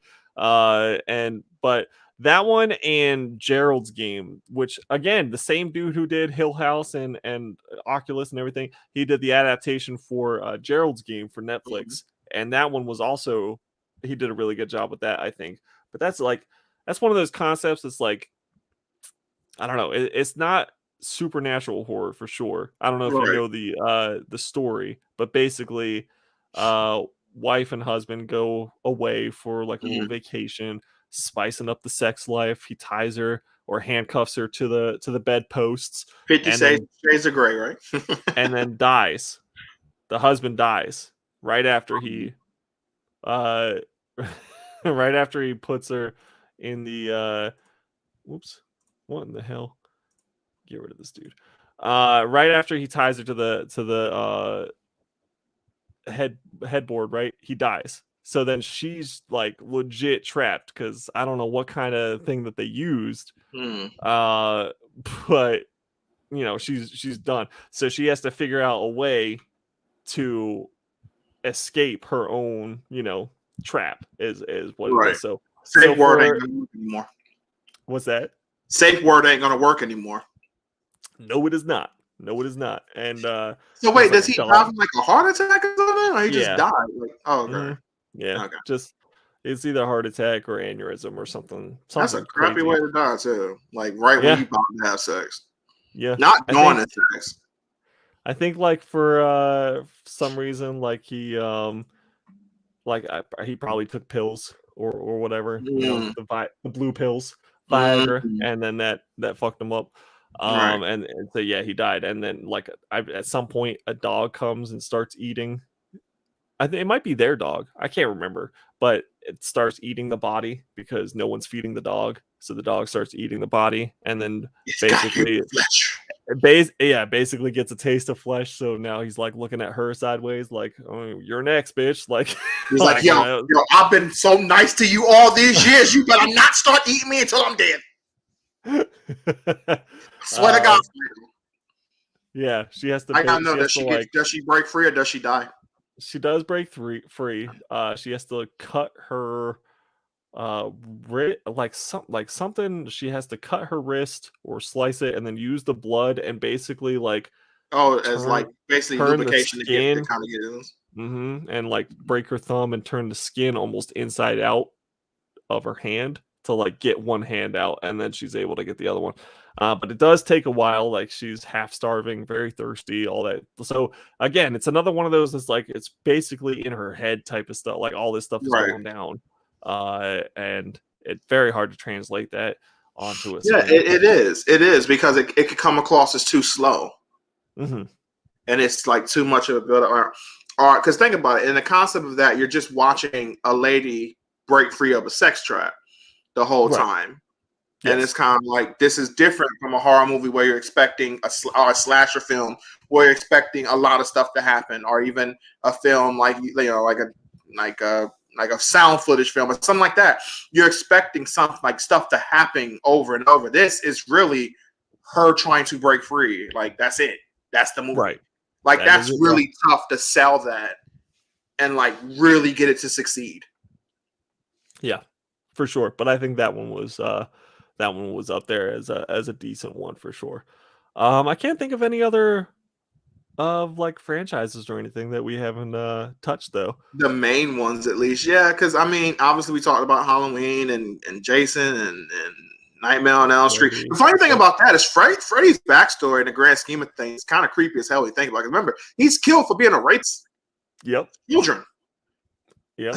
A child predator. This was a fucking sick piece of garbage, and like this, like, but at the same time, he's arguably like he's definitely one of the most powerful Halloween villains there is. Like being able to get into somebody's dreams and kill them that way. Like that's a really tough. Like it's really almost impossible to really kill him. Right. Because even in Freddy versus Jason, at the end, he's still alive. When Jason comes out of the water, Freddy winks and everything. Like he's still kicking.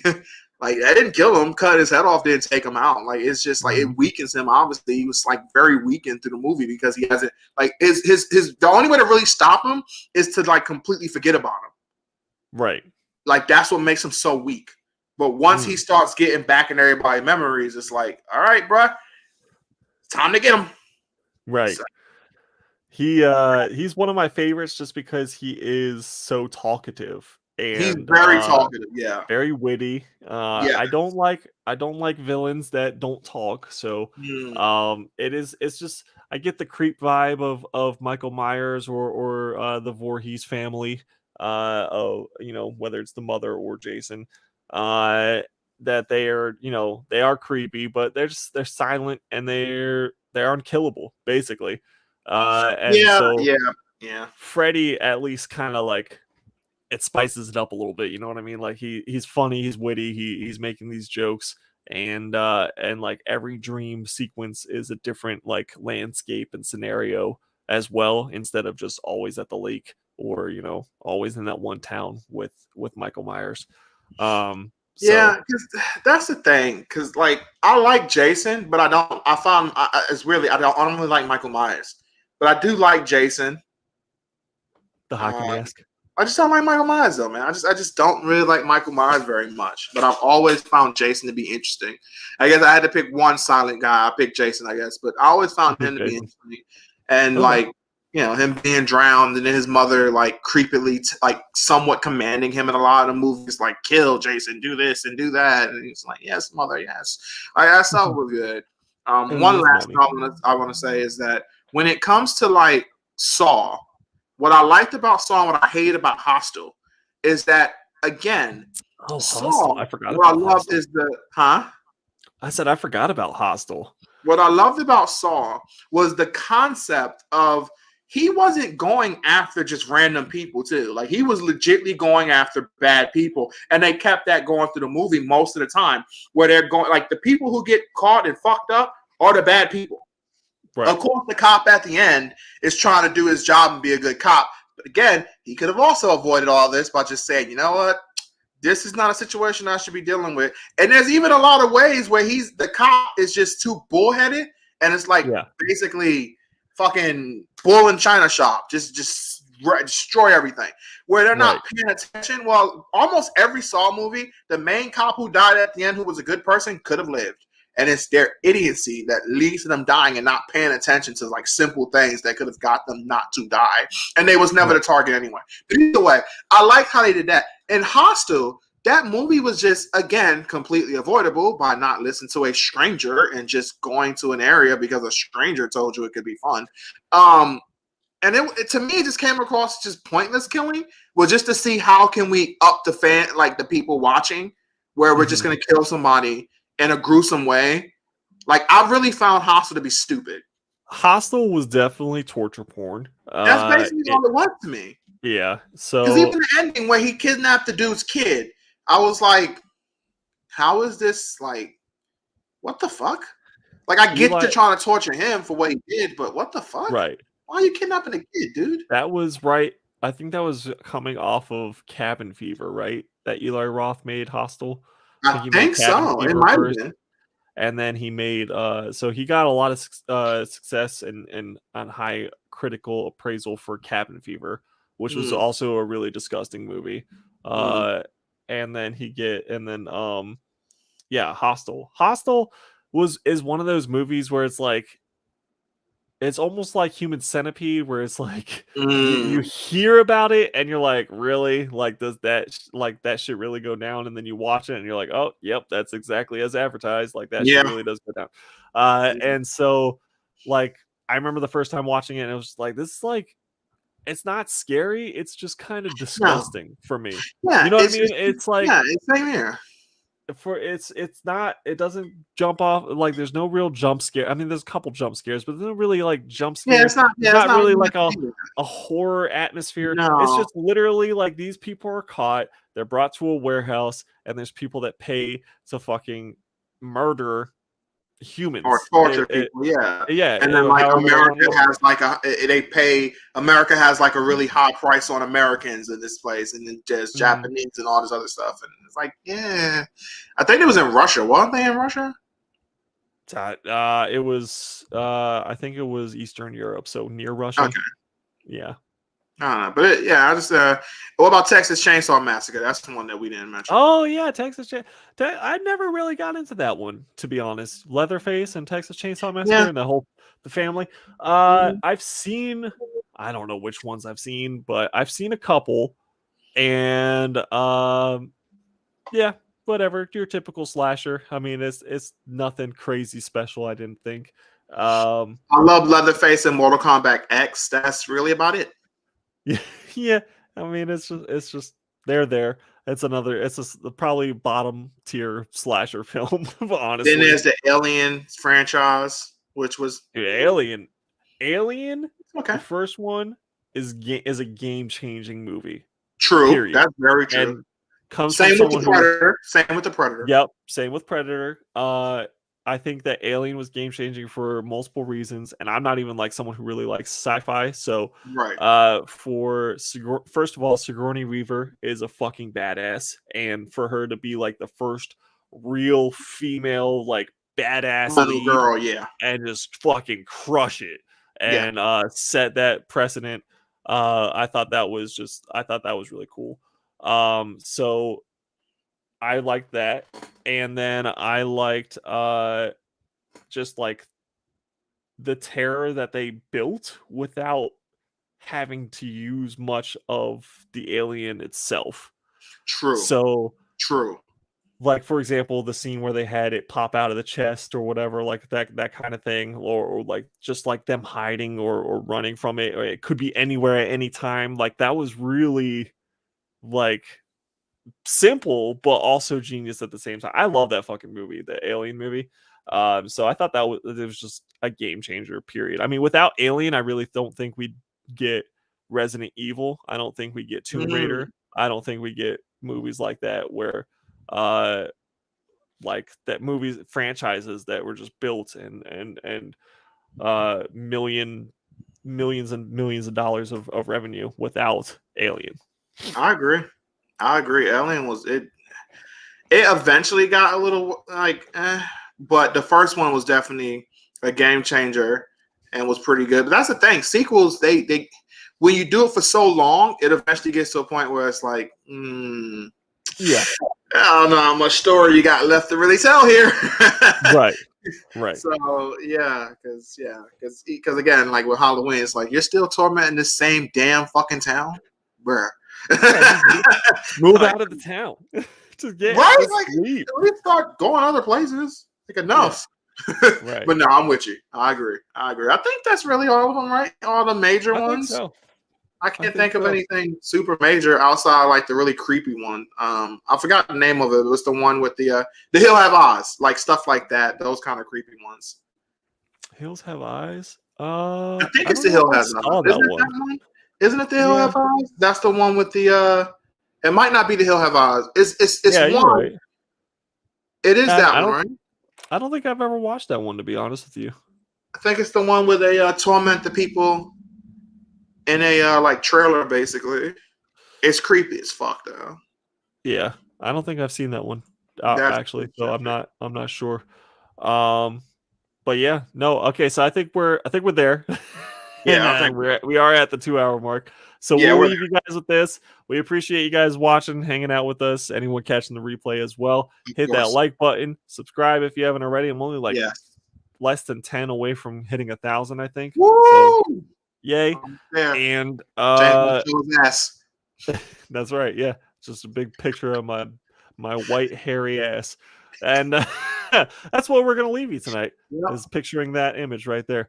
Yep. So thank you guys. We appreciate you as always. Stay villainous and